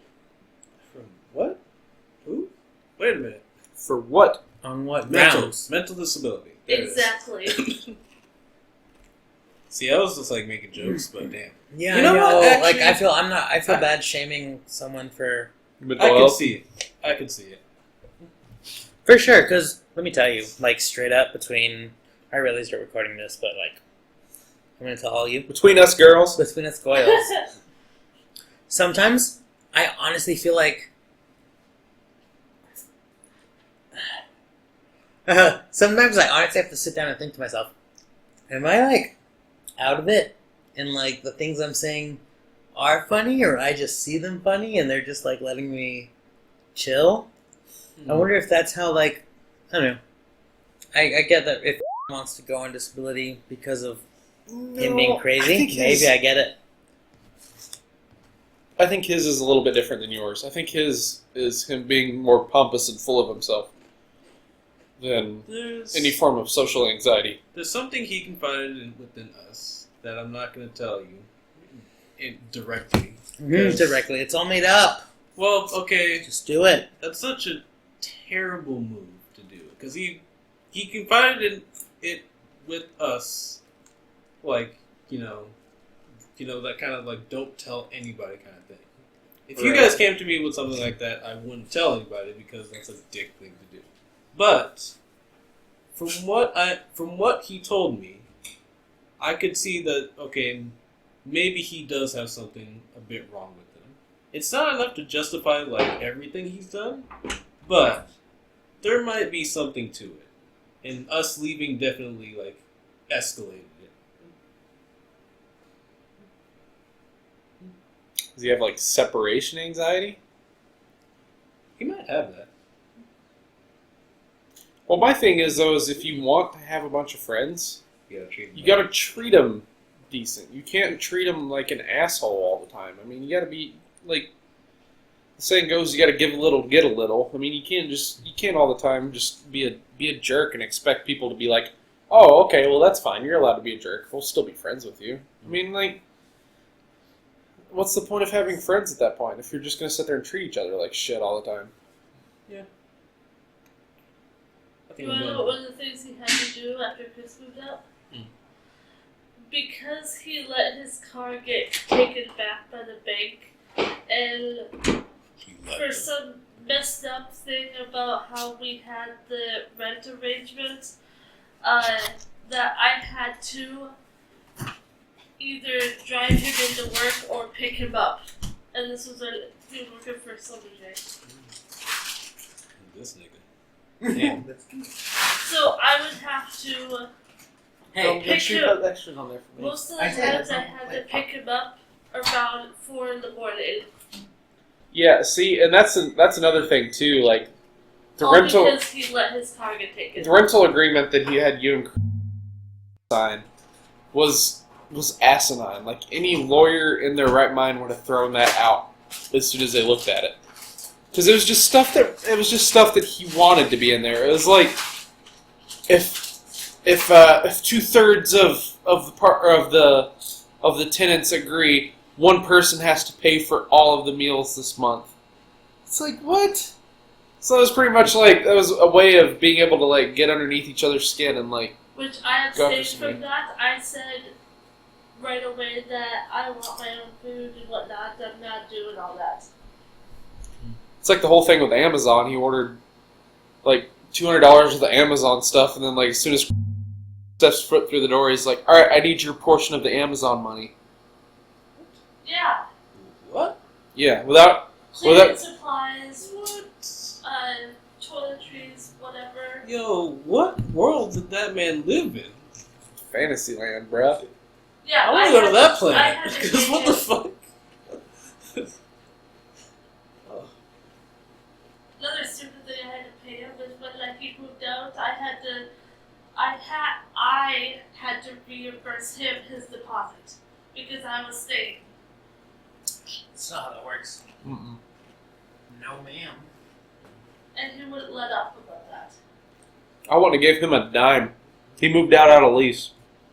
Yep. I would have actually made him keep paying his portion of the rent. He threw a gasket at me when You threw a gasket at you? Yeah. threw a gasket at me Okay. because I looked for someone else to take over his half of the rent before he moved out. But he wasn't paying rent at the time. This was a couple days before he moved out. Because the night before he talked to me, I told him through text that I could continue paying for his cable bill on top of paying for everything else that I needed to. Yeah. And he had to have the premium cable package of $125.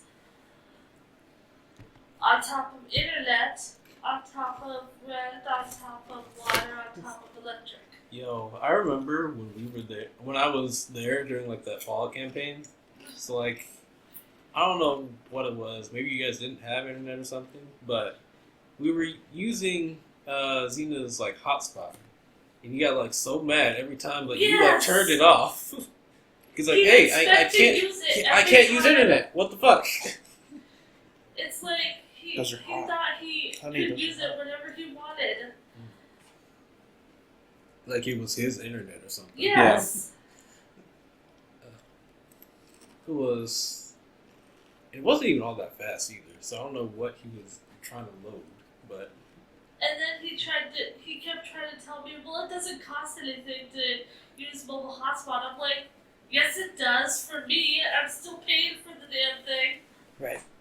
It's my internet. So, here's another thing that he used to do that would bug me. Remember when he started all of a sudden bringing his laptop to game sessions? Kinda. He would play League of Legends the entire time Yeah. we were playing D&D. Yeah. Yeah. That's disrespect. That's. I think I mentioned it in episode 0. You don't get extra game with your game. No. You probably don't remember the exact instance in episode 0, but you don't play games when you're playing games. This game or that game. Hold up. Hold up. Okay. Did I not catch you on your Switch tonight? When we were on break, yeah. Okay. That's All different. right. Were All we right. We playing might have a been game? on break. All right. We might have been on break. Were we fair. playing D&D at that time? That's fair. I will All right. concede my point. Okay then. That's different. Don't take the man's Street Fighter from him. Guilty Gear. But, Huh? Guilty Gear. But, Oh, you weren't playing Street Fighter? no. Guilty Gear, because it came out on Switch. Sorry. If I had been around and I heard anyone wanted to move in with fucking I would have told you, no. Girl, Well, no. It's Whatever. But anyway, we all told that right away. I knew, like, I thought that maybe Xena and would work. I knew would not work. Number one, was way too particular about things, and is not. Is perfectly fine with a room full of clothes and, you know, like dog slobber all over the floor and stuff like that. Was not okay with that in the slightest. So the first instance that I walked in there and had clothes on his floor in his room that he paid for, like, snapped at him. And I was like, this is exactly how it's going to be the entire time. I know this is how it's going to be. I dodged a bullet. I remember one day he asked me, like, hey, are you looking, or do you have, like, a place to stay? GoofBallz. Okay. Stocks. I'm pretty sure he wanted me to get in on this lease agreement, I guess. Dodged a bullet. Yeah. I'm so glad I had mom. I don't anymore. But Where is it's she okay. living in? Yeah. Not going to Arizona? I think she will in like a few months or so, but So what else do we have to talk about? I mean, we've shat on a little bit and then just rambled for a little bit. let's see. We talked about how we freaked out about like not hanging out. A little bit, yeah, we touched on it. All right. Need to figure out how to introduce this topic. I'm dragging you back to this podcast again, so get ready. Have I ever been dragged out of it yet? I don't know. Alright, fuck camp. I think it was that last campaign. You played a noble, Yes. and it was actually probably the best character you played. I thought so too. Yeah. So was that because you were like given the tools, or was it like what happened? I'm actually kind of curious.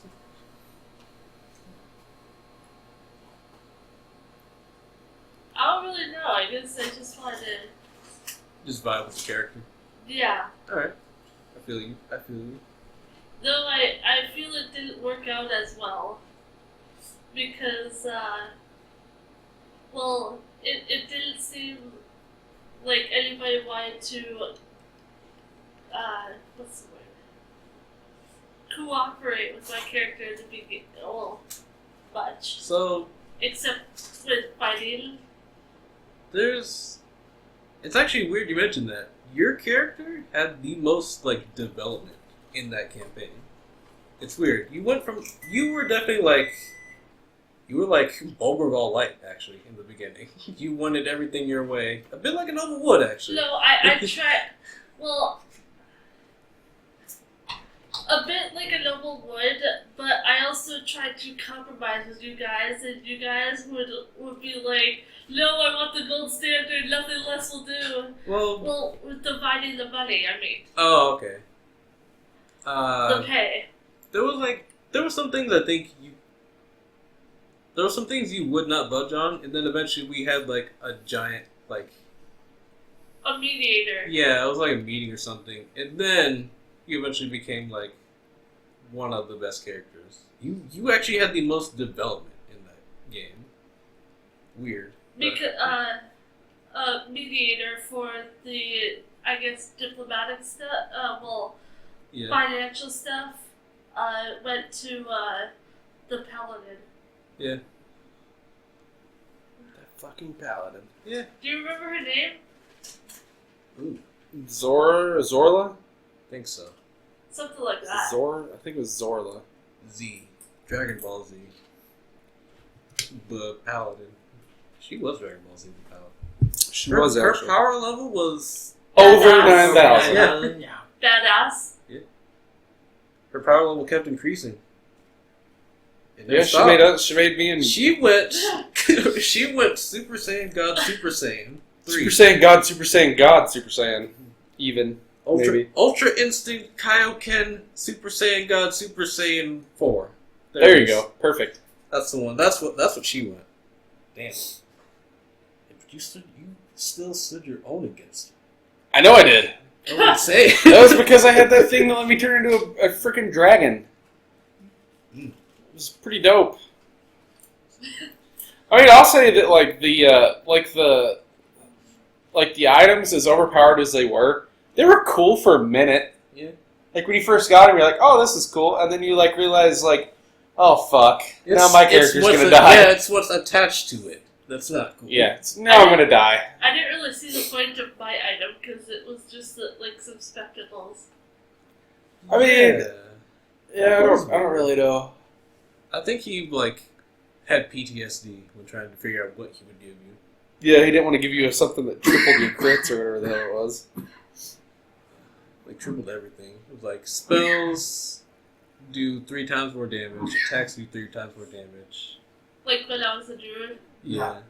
Your spell save DC was 3 times. Went 3 times, so nothing saved. Except for a natural 20. Yeah. That's stupid. Ridiculous. Natural 20 is not an auto success in anything but combat. So it wasn't until after I died when I found out what I could actually do with that item. That's ironic. Kill her before she gains knowledge. No, That I that feel... would be really cool if we smashed one and a poof of smoke came out. The genie pops out. Well, So I meant dragon. like still smoke. Oh, yeah. But it's the Will Smith genie, It has to be the Will Smith genie. not Robin Williams. But, Come like... on, really? Robin Williams was awesome. So, like... I do... I hate to go back to it again, but I do feel bad for the guy. Do you ever feel bad for him? Like ever?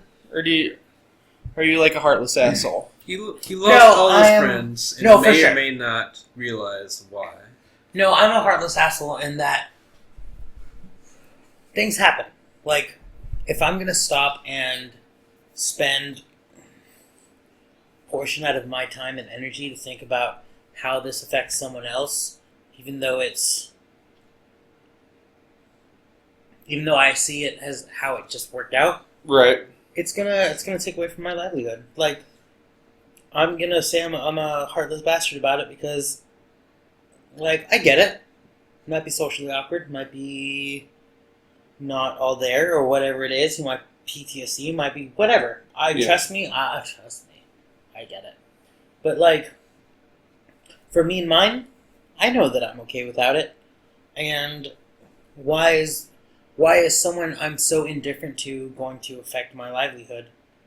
Like, I get it, yeah. I mean, he made his bed, lying it is what it is. It's all made up anyway. But I mean, without him, we wouldn't have all been introduced to each other. Right. So do we keep? That's so funny. But I mean, we keep like villainizing him.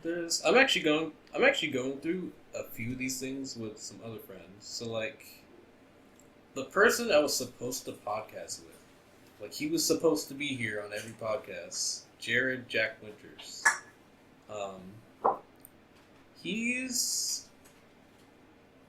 I like finally realized like this is the type of asshole he is. So he's an RW level asshole? Well, not to that level, but a little bit.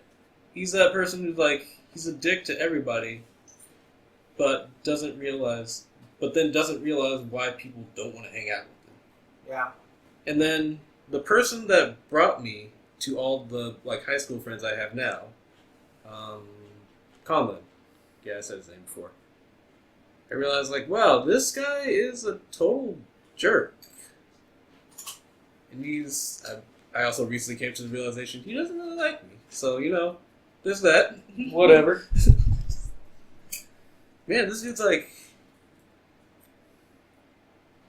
Okay, Conlon has the excuse of, like, he's actually autistic, so some of it may be part of that. But I know some of that is learned behavior. And Oh, yeah. It's, But he is. If it wasn't for him, I would not have all these other guests that you've seen on these podcasts. Maybe or may have not seen on these podcasts. I don't know if you watched the podcast, but you should watch the podcast. I watched the episodes I'm in. Oh. Does that count? I had a feeling, but man, it broke my heart. No, I try to watch them when they come up. I think I have the sexiest voice out of everybody that's been on them, though. I have the most listen-toable voice. Let us know in the comments. Does James have the sexiest voice? I'm gonna go ahead and comment. All right. I had a feeling. I definitely don't think it's me. But also, hashtag Jay was right the entire time. You Yeah. should explain that. Because I don't think we ever actually explained that and what that means. So, I remember in one of the first episodes where Jonas is explaining about docs, everybody. Well, they were explaining about the campaign. He said, we ended up switching campaigns, and Jay was right. No, I think it was actually James. I said it, yeah. James was like, yeah, well, Jay was right the entire time. Well, hashtag Jay was right the entire time. Yeah. I often am. He's often right the entire time. If not most of the times, he's right the entire time. He was the person that predicted that this may end up terribly. Yeah, I could see that. As Jay would put it, he was that girl. Jay was that girl. No, girl. Uh-oh. Is that girl? Okay. I am not that girl. What girl are you then? Oh, girl, but I'm definitely not that girl. Brittany. You're Whitney? Are you Whitney in this whole deal? Jayla. Jayla. That's I'm the Brittany if he's the Lohan. Like Lindsay? Yeah. So you're Britney Spears and he's Lindsay Lohan. So think you so. do like hardcore drugs and No, Lindsay does the hardcore drugs. Brittany doesn't do. No, Brittany shaved her head and showed her pussy once. Oh. Lohan got fucking caught with drugs. I mean, it wasn't a... Never mind, I won't go there. Celebrity gossip. Celebrity gossip. All these things and more on GoofBallz. Oh shit. Well, no, you continue first because what I have to say is not really important to the podcast. So Jay, take me back to the evil campaign. Do you remember like the whole like deal with the evil campaign and like what the reward was for the evil campaign? Oh, the reward for it? Yep.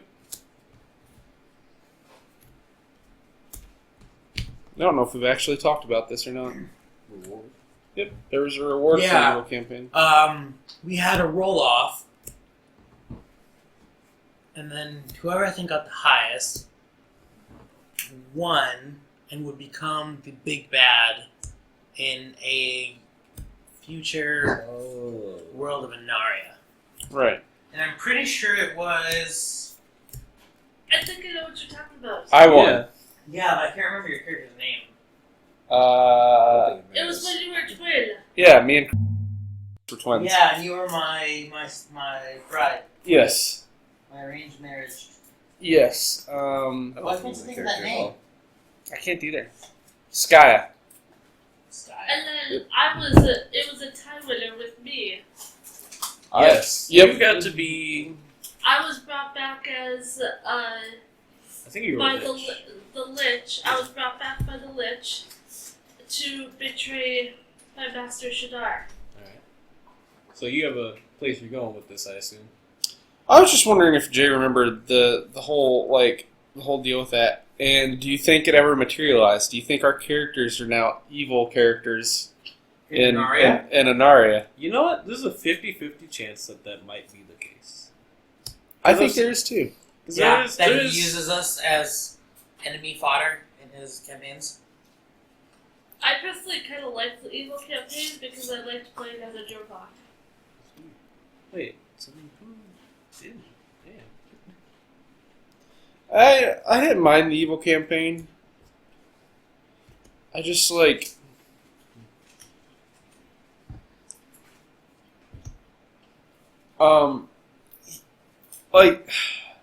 It was the best campaign. it was the best campaign we played in. Yeah, I guess that's really all I can say about it. It was the best campaign that we played in as a group. It just ended so quickly.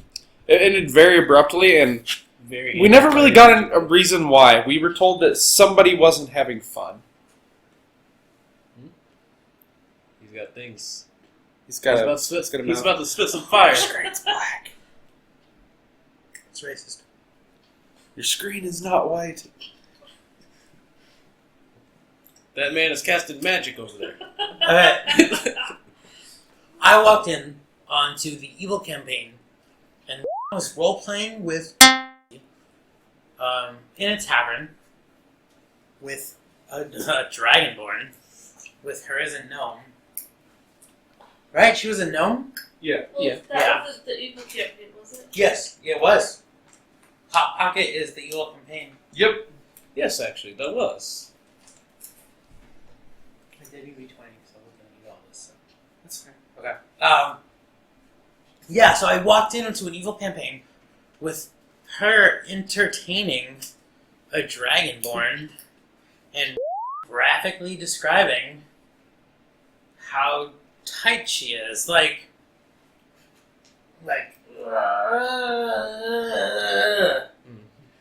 Uncomfortable. it was uncomfortable. Straight sex, uncomfortable. It's not even that it was straight sex. That I think the way that he described this dragonborn inside this gnome made me like, ooh, this is not my Violation of fetish. boundaries. But aren't we all just searching for that gnome? Maybe not that graphically. I'm But- searching for that dragonborn.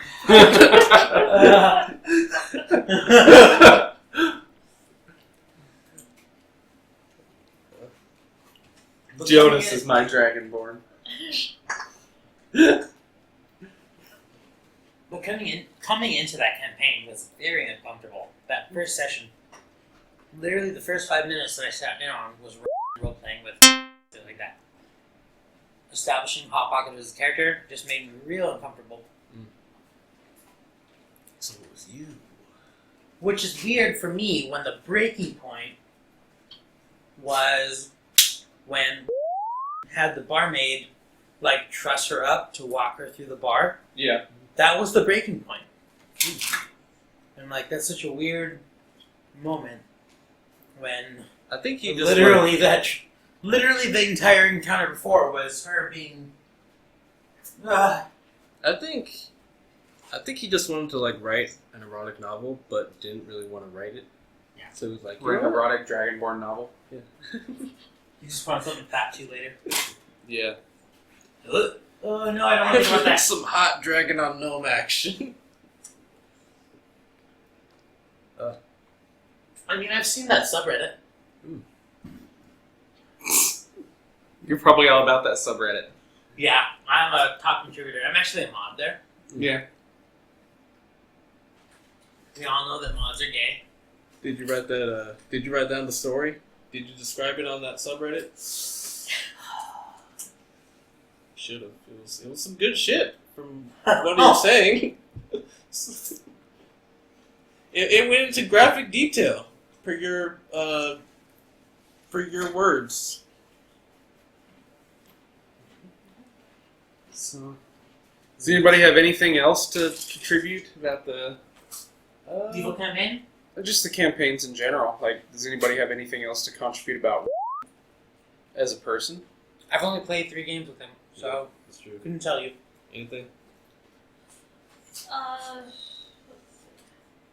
Yeah, I feel like you're out of all of us here, you're probably the closest one to him.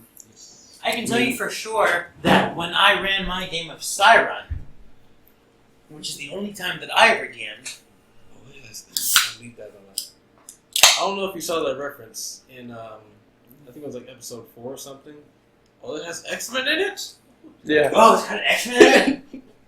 Right, he told me, oh, I don't like Siren, I'm not going to play. So I was like, alright. factored everybody in.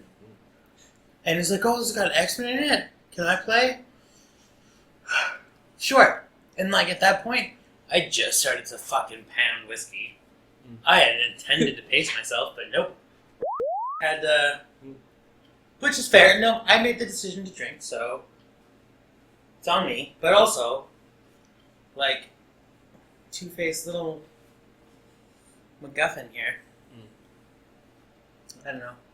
So I'm going to note that this is probably like the 7th time we brushed you off. Is there anything you want to add to this conversation? Well, back when I was talking about when I left his campaign, the very last thing that he did before I left his house was after I said, I'm just done, he literally went back in his house and gave me back the Christmas gift I gave him. Damn. Because he didn't want to be reminded of it. Wow. Which happened to be a operetta. Wow. Damn. I guess that's one way to burn your bridges. I mean, girls are petty, man.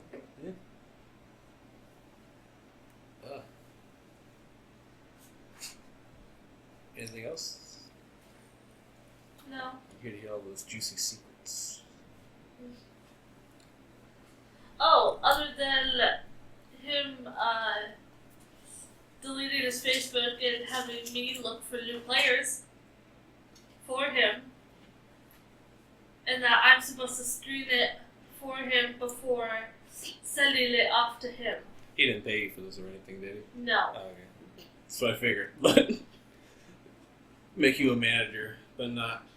The same thing that happened at Hardy's. Make you a manager, but not give you, like, The pay Yeah. and the benefits of being manager.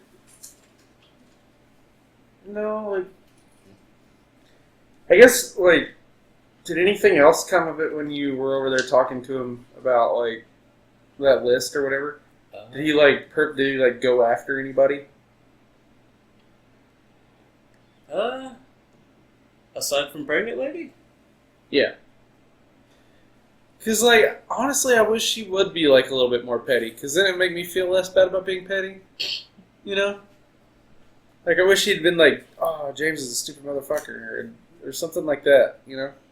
The Sure, idea yeah. that he, like, hates you, so it's okay to hate him back. Yeah. You know? Okay. I see it. Now I just don't waste time on it. Yeah, I don't think I hate him. I just I hate him. so don't care. I still hate Like, oblivious. Yeah. Just a person I met once. That being said, I think that day definitely changed, like, mostly how I view D&D, ironically. But, I think this is the day, like, my opinions about everyone changed, really. I had that revelation, like, D&D is the mask. It's not what we're here to do. It's just the excuse. It's just an excuse to socialize. I mean, I can't disagree with that. We're not here to play D&D. We just want to fucking hang out. Hang We out, don't know yeah. how to express that to each other. Right, because straight men don't really know how to do that. No. We're always aggressive. Yes. Especially Jonas. But no, like, I mean that in such a non-confrontational way. That, like, my friends back in LA that I gamed with, we'd sit there and be like, oh my god, this is so much fun, I love you. And not have it mean anything other than, oh, us telling the truth that, oh, we love spending time with them. Straight men don't do stuff like that, so they have to show it. They have to, like... I think we do. I'm definitely... Well, okay, I guess it's like a level of friendship. Because you have to be at that level of friendship where you do make gay jokes with each other. So I guess I see what you're saying. I think we might be at that level. That's true. I definitely kicked his butt a couple times. Yeah. I'll agree with that. You did it. You did kick my butt a couple times.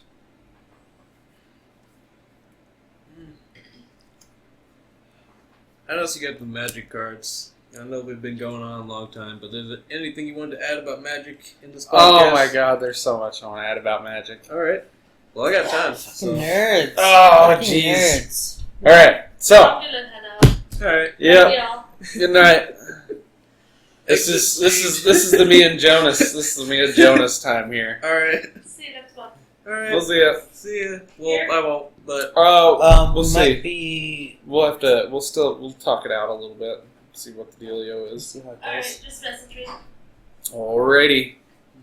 exit Do stage you have a Xena. ride? Yeah, Jonas is gonna take me home. Okay. See you later, Pumpkin. Be careful. Yeah. Care about you.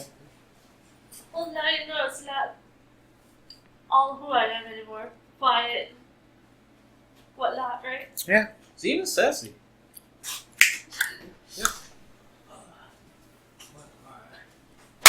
All right. If we're gonna be shuffling cards, I get to play with my tarot cards. All right.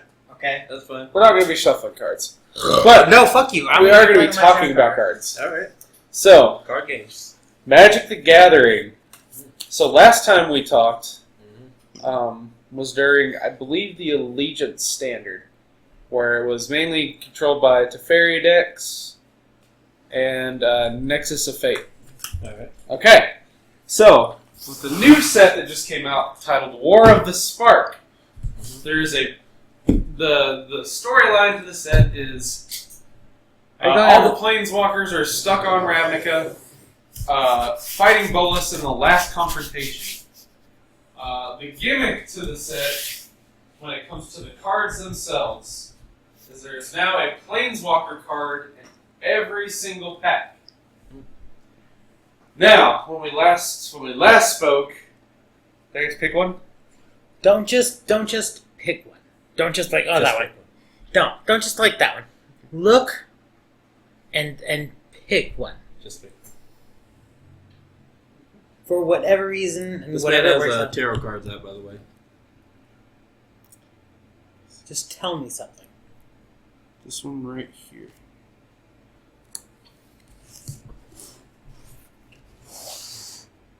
What does it mean? It's the Four of Wands. It's a always card. with the wands. It's a card of celebration. Celebrate good times. Come on! We'll celebrate. All right, Jonas. So, I have a couple things to show you. All right. So, the Teferi thing did not get any better. All right. Instead, Wizards of the Coast decided it's a good idea to print another Teferi. All right. This time at 3 mana. I think I've seen this one. Look at his top ability. Yeah, I remember it saying like, "Hey, that's pretty strong." Each opponent can only cast spells whenever they can cast a sorcery. Yeah. Now, the way that combos with the new Teferi / Nexus of Fate is now nobody can counter it. Oh yeah. So now you have literally no option to counter it. Oh. Now, there's also another card Mm-hmm. in this that is having effects on more than just the standard format. It's also having effects on Modern and Legacy. It is Narset, Parter of Veils. Oh. Now read that's first ability. Each opponent can't draw more than one card each turn. All right, now that stops a lot of things, especially in Modern and Legacy, where These seems like anti-blue cards. yes, very. So the whole point of a lot of Modern and Legacy decks is to search through your deck until you can find the cards you need for your combo. Narset pretty much stops that. This card right here is an uncommon, right? Mm-hmm. This is a $35 card. Yeah. It's foil. That's the only. It's a $35 foil. That card in foil is more expensive than all but 3 foil rares in the set. Okay. One of them being Karn the Great Creator. Another card we'll talk about. Go ahead and read through him real quick. Alright, he's the legendary Planeswalker, Karn. Activated abilities of artifacts your opponent control can't be activated. Alright, so, do you know what an activated ability is in Magic? Kinda. An activated ability is anything that either costs mana or requires it to tap. So there is now a combo with Karn, this new Karn, and another card called Mycosynth Lattice that locks the opponent completely out of the game. Mycosynth Lattice says all artifacts and all permanents and cards in your opponent's hands and your hands are artifacts. Karn's first ability says activated abilities of artifacts your opponent's control can't be activated, meaning your opponent cannot tap lands. Okay. So your opponents can now not cast spells. All right. So literally the only thing they can do is use the things that are on the battlefield. Wow. It's much more dire than I thought. Damn. So, needless to say, a lot of these Planeswalker cards that they printed have kind of broken a lot of formats. You guys are getting the Yu-Gi-Oh experience. Yes. How I said last time that I was like, oh, I'm so glad that Magic doesn't have like all these OTKs and FTKs and like all the game. like all these infinite combos and all this jank and stuff. Well, now they're very easy to pull off. It just made it easier. See, but at the same time, it seems. Hold on. How much does this cost? 4. Karn costs 4. Okay. I don't know. I think I'd rather deal with something like that in Yu-Gi-Oh! Than like you literally can't play anything on the first turn. The first turn. Right. Well, I mean, depending on your mana rocks, you could potentially get Karn out turn 1. Oh, really? Yep.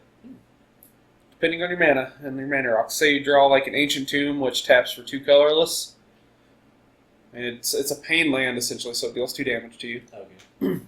So you tap that for 2, and then you tap. There's a couple other artifacts that are like a 1 cost or like a 0 cost or a 2 cost that also tap for mana. So you essentially get Karn out, you minus it, get Lattice out, play Lattice turn 2, and then your opponent can't do anything. Okay. It's stupid. Teferi, the new Teferi Time Raveler, or Baby Teferi as they call it, because it's only a 3-drop as opposed to a 5, has really, really, really affected the standard format by making it a lot quicker, because you know that by turn 3, if your opponent's playing any combination that has white and blue in it, they're probably going to have Teferi Time Raveler out on turn 3. I mean, a lot of older decks like that used like Teferi would only play 3 copies of him because he's legendary. You can only have 1 copy on the field at the same time. They're just about every deck that runs this runs 4 copies, just so they can have a copy. No, I mean, don't get me wrong. There's a couple other really cool ones, like the new Nicol Bolas. I think is really cool. That's not really been used for anything yet, as far as I know. The new Nissa is really cool. It's whenever you tap a forest for mana, add an additional green mana. The new Ugin's pretty cool. I mean, there's a bunch of cool stuff. But all in all, this set really made Standard even worse than it already is. So, like, I was watching the MPL the other day, which is the Magic Pro League, and every single deck was the same. And the matches took forever because literally the only win con that a lot of these Esper control decks like run is milling your opponent, making your opponent run out of cards, which would take 60 turns, give or take. Wow. So literally it's just you make them draw and discard because at that point that's all they can do. This sounds that actually does sound worse than like Caveman Yu-Gi-Oh. So, I mean, at that point, it's just like, okay, well, then I scoop. It's like the first person to get both Teferis out wins. The other person just scoops. Got a format like that. It's the stupidest thing I've ever seen. Now, I'm gonna go to the back here. I'm gonna grab a soda real quick. Grab your soda.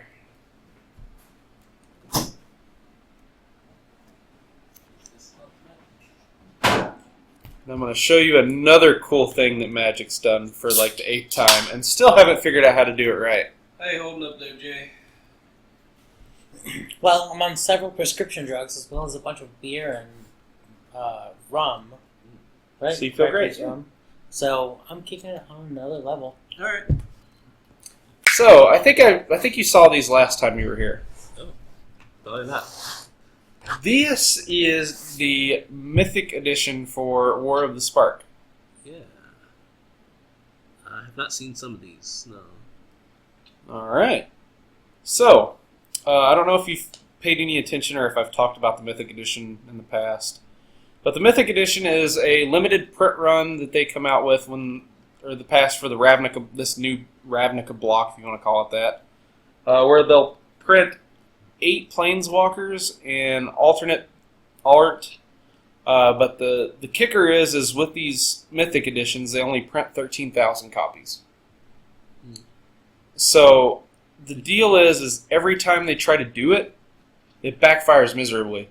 I think we talked about that aspect a little bit last time. So this one has been the worst one so far. When it came out, they released it again through the eBay store. We definitely talked about that then. Yeah. So it came out via the eBay store. Orders weren't going through. Orders were getting spontaneously canceled. Orders were getting quadruple charged. I mean, it just wasn't working the way they anticipated it to work. So, at one point, it showed that there were 58,000 copies of this sold, even though only 13,000 copies were printed. So, instead of being quick and diligent with their response, Wizards of the Coast and eBay both sat quiet for about 2 days, not letting anybody know what was going on. So, finally, eBay puts out and says, we're sorry this happened. Unfortunately, there's only 13,000 of them made, so every other instance is going to be canceled. So they canceled, roughly 40,000 orders. A lot of people to this day still haven't gotten complete refunds. They're refunding, a lot of people are getting their refunds less, like the import fees and taxes.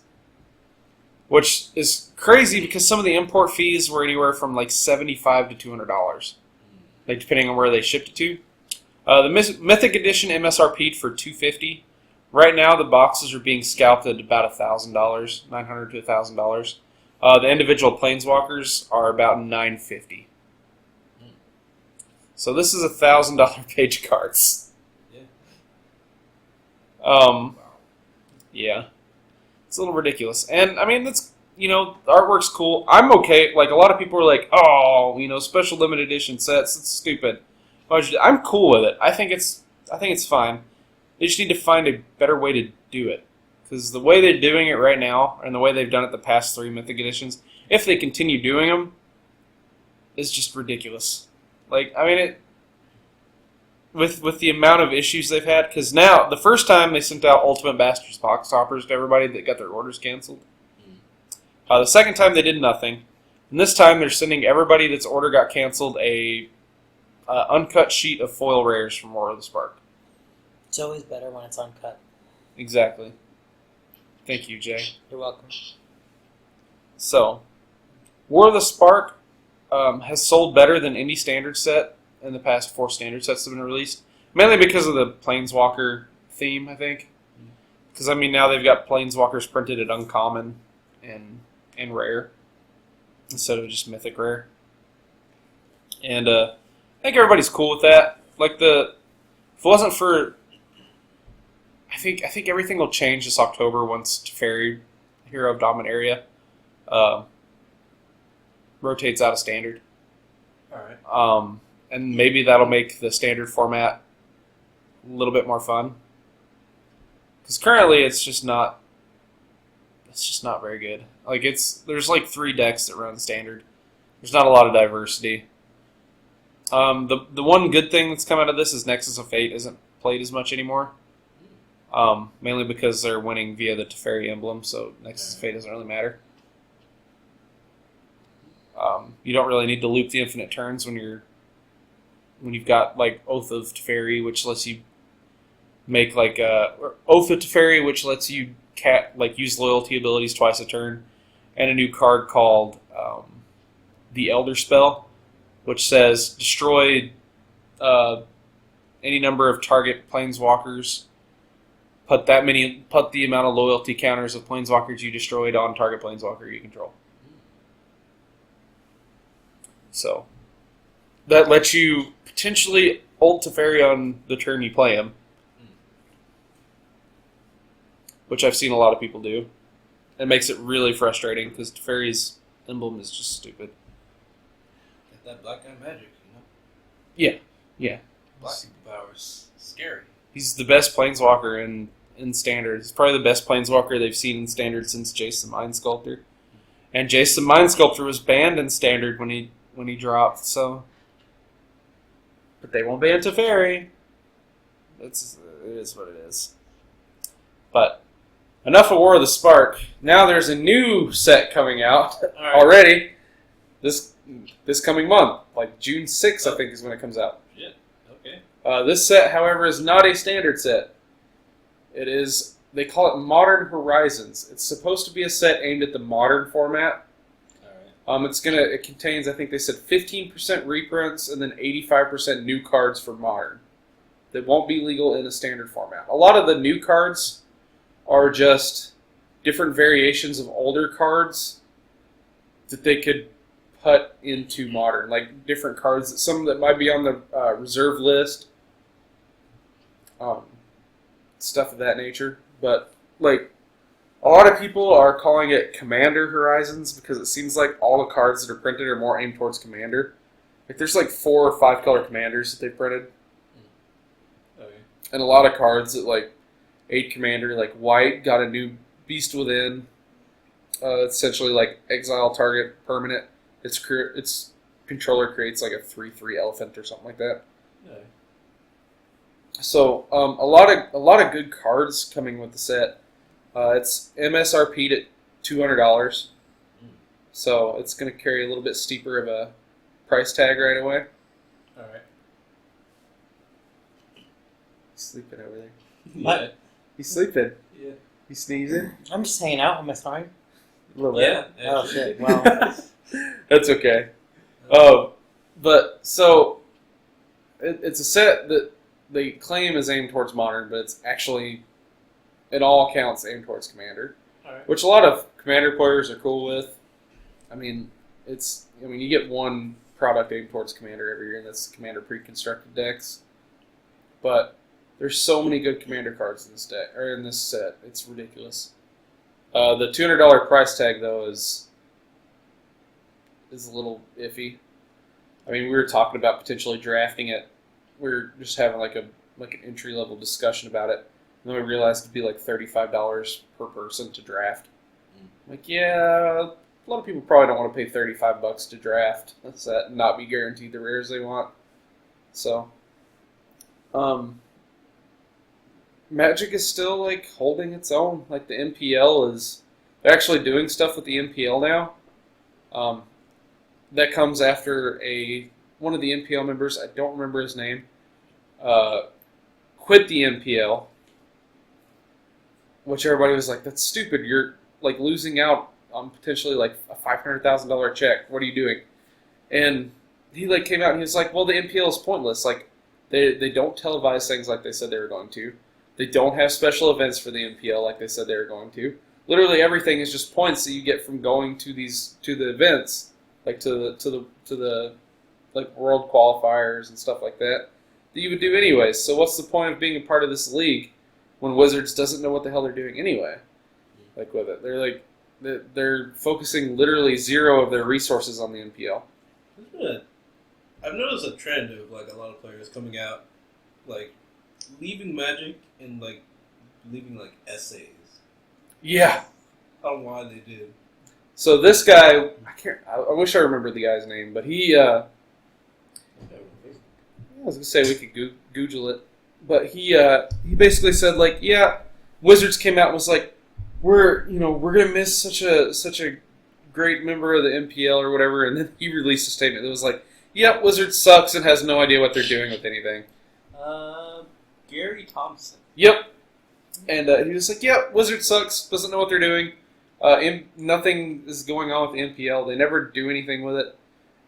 And they replaced him with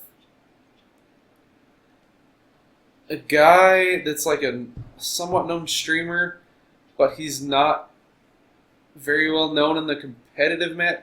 And that's what they've been doing. Like, these guys like Owen Turtenwald, who's like one of the most decorated Magic players there is, like, gets let go of the MPL, and they replace him with like a non-binary person who's never like who's played one competitive Magic tournament in their entire life. And that's the direction they've been going. They're like replacing them with like unknown people. And it's got people wondering like, you waved at me. Yeah, I did. What'd you wave at me for? I don't know. You just wanted to? Yeah, I just saw the button. I was Okay. But yeah, they're like replacing them with unknown people in the Magic, in the competitive Magic world, and everybody's like, so is the MPL like? Because the MPL when it first came out was like the 30 best players in the world, and now it's like, but is it really? Like, I mean, the one guy made a statement that like all you need to do to be in the MPL is be like a non-binary person of color, and like, while I don't necessarily agree with that, and I believe that everybody should be represented at least at some level because Magic is a very diverse community. Like, you do it again. Love you. I did only sleep 3 hours today. That's okay. Fair, so That's okay. Yeah, while it's like a very diverse community, like, just put people in there that are actually known in the competitive circuit. Like Autumn Burchett, nobody knew who she was until she got like, I think That's she. non-binary, sir. I'm sorry, Autumn Burchett. Nobody knew who they were before Thank you. they. Thank you. Get it right. Before they went to the Mythic Championship. So I mean, like, it is what it is, I guess. But jeez, don't try to be like, oh, look at us now. We're all political wizards. We're the good guys. Look at how white knighty we are. A lot of people say Wizards has been infiltrated by SJWs. It's exactly what it is. All right. 100%. 10 times 10, 100. 100%. But I digress. The MPL is probably going to remain a joke. It already is a joke. The best thing for like the people that are on the MPL is the $13,000 streaming the $25,000 streaming contract that they get to sign. It's where like, hey, we'll pay you $25,000 a year if you stream Arena so many hours a week. All right. And that's something they automatically get for being on the MPL. But so that's kind of where Magic's at right now. There's been rumors that Hasbro has been kind of doing all this like special promotions and like all this jazz like that to prepare themselves for a sale in 2021. The front runner for the sale is actually kind of one that nobody really expected, and it was Nickelodeon, if I read right. Let me pull that back up, but I was reading about it the other day. The cards are gonna get a lot goopier. That'd be weird. It's weird in the sense that like you wouldn't expect it, but at the same time you like think about it for like more than 2 seconds and you think, yeah, sounds about right. Right. And so the thing is Wizards of the Coast. I'm sorry, not Nickelodeon, Disney. Oh, Disney. Why did I say Nickelodeon? That's not even a thing. Disney. That actually makes more sense. So the thing is Hasbro has two things that are keeping it afloat right now, and that's Wizards of the Coast and Nerf, like Nerf guns. Those are the two main like money makers that Hasbro has. Like the board game market's like stagnated. I mean, there's not a lot of people go out and buy board games anymore. And when they do, they usually buy like indie board games like Cards Against Humanity, Exploding Kittens, Trail of House on the Hill. Games like that. They don't go out and buy like Monopoly. Everybody has like 60 copies of Monopoly at their house. Mm-hmm. There's no need to have another copy of it. So I have a feeling that like if Hasbro does that, they're probably just going to end up folding or like restructuring somehow, or they'll convince Disney to purchase the whole company. But that's just a little bit of speculation, I guess. It's been in the talks for a little bit, but so alas, Magic is yet again on a downswing. War of the Spark is, while it helped boost sales for Wizards, it really didn't make a lot of people excited to play the game because they did a lot of bullshit like make another Teferi that nobody wanted to see. All right. They killed off. All they talked about was how they're going to be killing off all these main characters, and they killed off Gideon.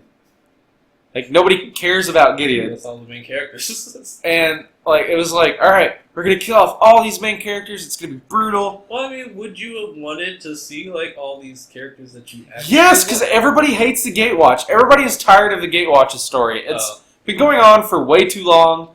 Nobody cares about Nicol Bolas anymore. Nobody cares about Liliana or Jace.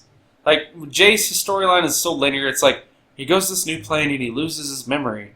He goes to this new plane and loses his memory. It's like, he finally gets his memory back. But then he goes to a new plane and loses his memory. And, Liliana's she sold her soul to demons for immortality. And now somehow Nicol Bolas has the contract. And now Nicol Bolas is killing all the rest of the planes, or trying to kill all the other planeswalkers. And Ugin comes back and traps him in the meditation realm. So now, they didn't even kill off Nicol Bolas. He's still there. He's got the potential to return. Yeah. So it's okay, all this death and dismemberment they talked about, in the precursor to the set coming out, didn't materialize. Literally, they're So, and when they somebody asked one of the lead developers of Magic, what happened to you guys killing people off in the main story? They're like, well, we didn't really. Why? Because there were a lot of planeswalkers that died in War of the Spark. It was just they were unnamed planeswalkers. It's okay. We killed off all our background extras to save money. But that's the thing. Even there's so many background planeswalkers that we haven't heard of from in a long time. Tamio and Samut and Arlen and all these other ones. Nahiri, Sorin. And they're you know what? We're going to kill Gideon and Dak Faden. Those are the two we're going to kill. Dak Faden, no, Dak Faden's not even canon in most of the Magic storyline. He's he was from a comic book or from Conspiracy, the set Conspiracy. That's not even a legitimate Magic set. It's like a Battle Bond or a set like that. So it's we're going to kill off this useless guy that's never going to be in another set again. And Gideon. Because we've ran out of ideas with Gideon because every single card is just alright, Gideon's a planeswalker and a creature. This is new. Just kidding. Every Gideon since the history of Gideon has been like that. That's his gimmick, What does this one do? Yeah, the same deal. After one target creature. That looks word for word. Except for that, this is not a 0. Which is nice. But I mean, it's just a static ability. He's always that. Yeah. Well, as long as it's your turn. That actually seems cool. I'd use that Gideon instead of the one I have currently. But I'll sell you that one for the right cheap price of $150. I can't. Sorry. I gotta move. I need moving money. This one I'll sell you for about $350, $400.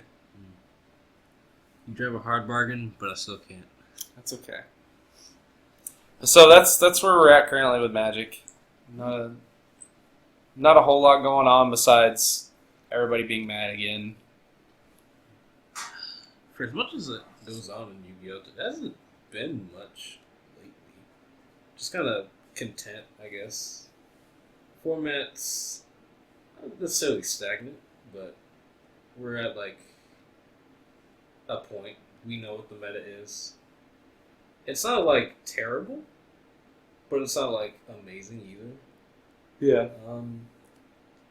I think it's a pretty good time for Rogue, I guess. There's that. But other than that, there hasn't been much that's gone on. Yeah, the card game world's been pretty quiet lately. I know the new Force of Will set, did it just drop, or is it getting ready to drop? Let's see. Oh, are you talking about the last set of the Valhalla? Yeah. That dropped. It did drop? Yes. Pretty recently, actually. I was going to say, I knew it was either recently or getting ready to drop. How's the reception on that been? Have you heard?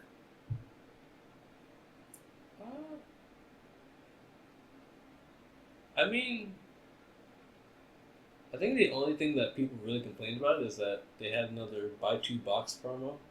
They said they learned last time from, what was it? Time Spinning Witch, the actual card Time Spinning Witch. But I guess since, the people that were making the money left, now they get to Screw around a lot. They removed the tripwires.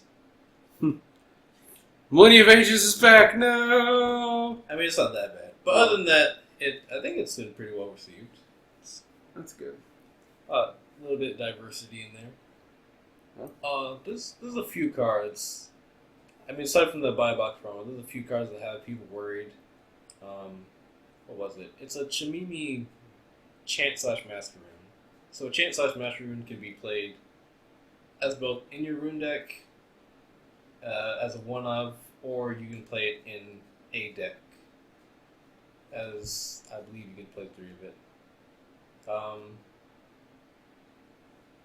on. Let me look it up. It's super cheap and it's super powerful. There's also no Colossal Dreadmaw in War of the Spark, which I'm really sad about. All the Magic players will get that reference. Nature's Beauty. Alright, so it's a 1 green, 2 void, Divinity 2, Chant/Master Rune. You may pay 2 less to play this card if your J ruler is Chimimi or Chimimi Guardian of the Sacred Bow. So what that means is, you can play 1 copy of this in your rune deck and then 3 copies in your main deck. So, and if you're playing Chimimi, it's a 1 cost of a color you're probably playing anyway. You ready for this? Sure. Lay it on me. Until end of turn, you declare your opponent's blocks instead of your opponent. Oh shit. 1 cost. That's pretty strong. Yeah, that's hella strong. Chimimi is the beatdown ruler. That's the equivalent of Green Stompy in Magic. Green Stompy being able to... I mean, there were cards like Venom that made every creature block a certain creature and gave it Death Touch. Which means that, say you have like 6 blockers out on the field, Right. and that creature has 6 power, you can assign 1 power to each one of those and kill 6 creatures. Mm-hmm. But I mean, yeah, for 1 drop, that's pretty crazy. I mean, from what I understand, you can also say, like, you can't block this turn. Yeah. Just kill your opponent. Alright, 1 cost. That's pretty nuts. Yeah. We've slowly migrated back to Force of Green. Or Force of Wind, rather. Yeah. It seems to always end up that way. Yeah, it does. They just really like the color green. Jay's had too much influence on Force of Will. Yeah, really Jay like and green. Force of Will are like twins. Yeah. Well, should we go ahead and wrap things up? That way we could get old sleepy boy over there home. Yeah, the sleepiest boy. He's just the tiredest boy. Yeah. Aren't you the tiredest boy, Jay? He said yes. He said All yes. right. I have been Man Manson. That has been Man Manson all right. Over there, he's asleep. has been Man Manson. Yep, and Man Manson also just left. So we've all been Man Manson. Yep, and we'll see you guys next time. Man Manson. Free for all!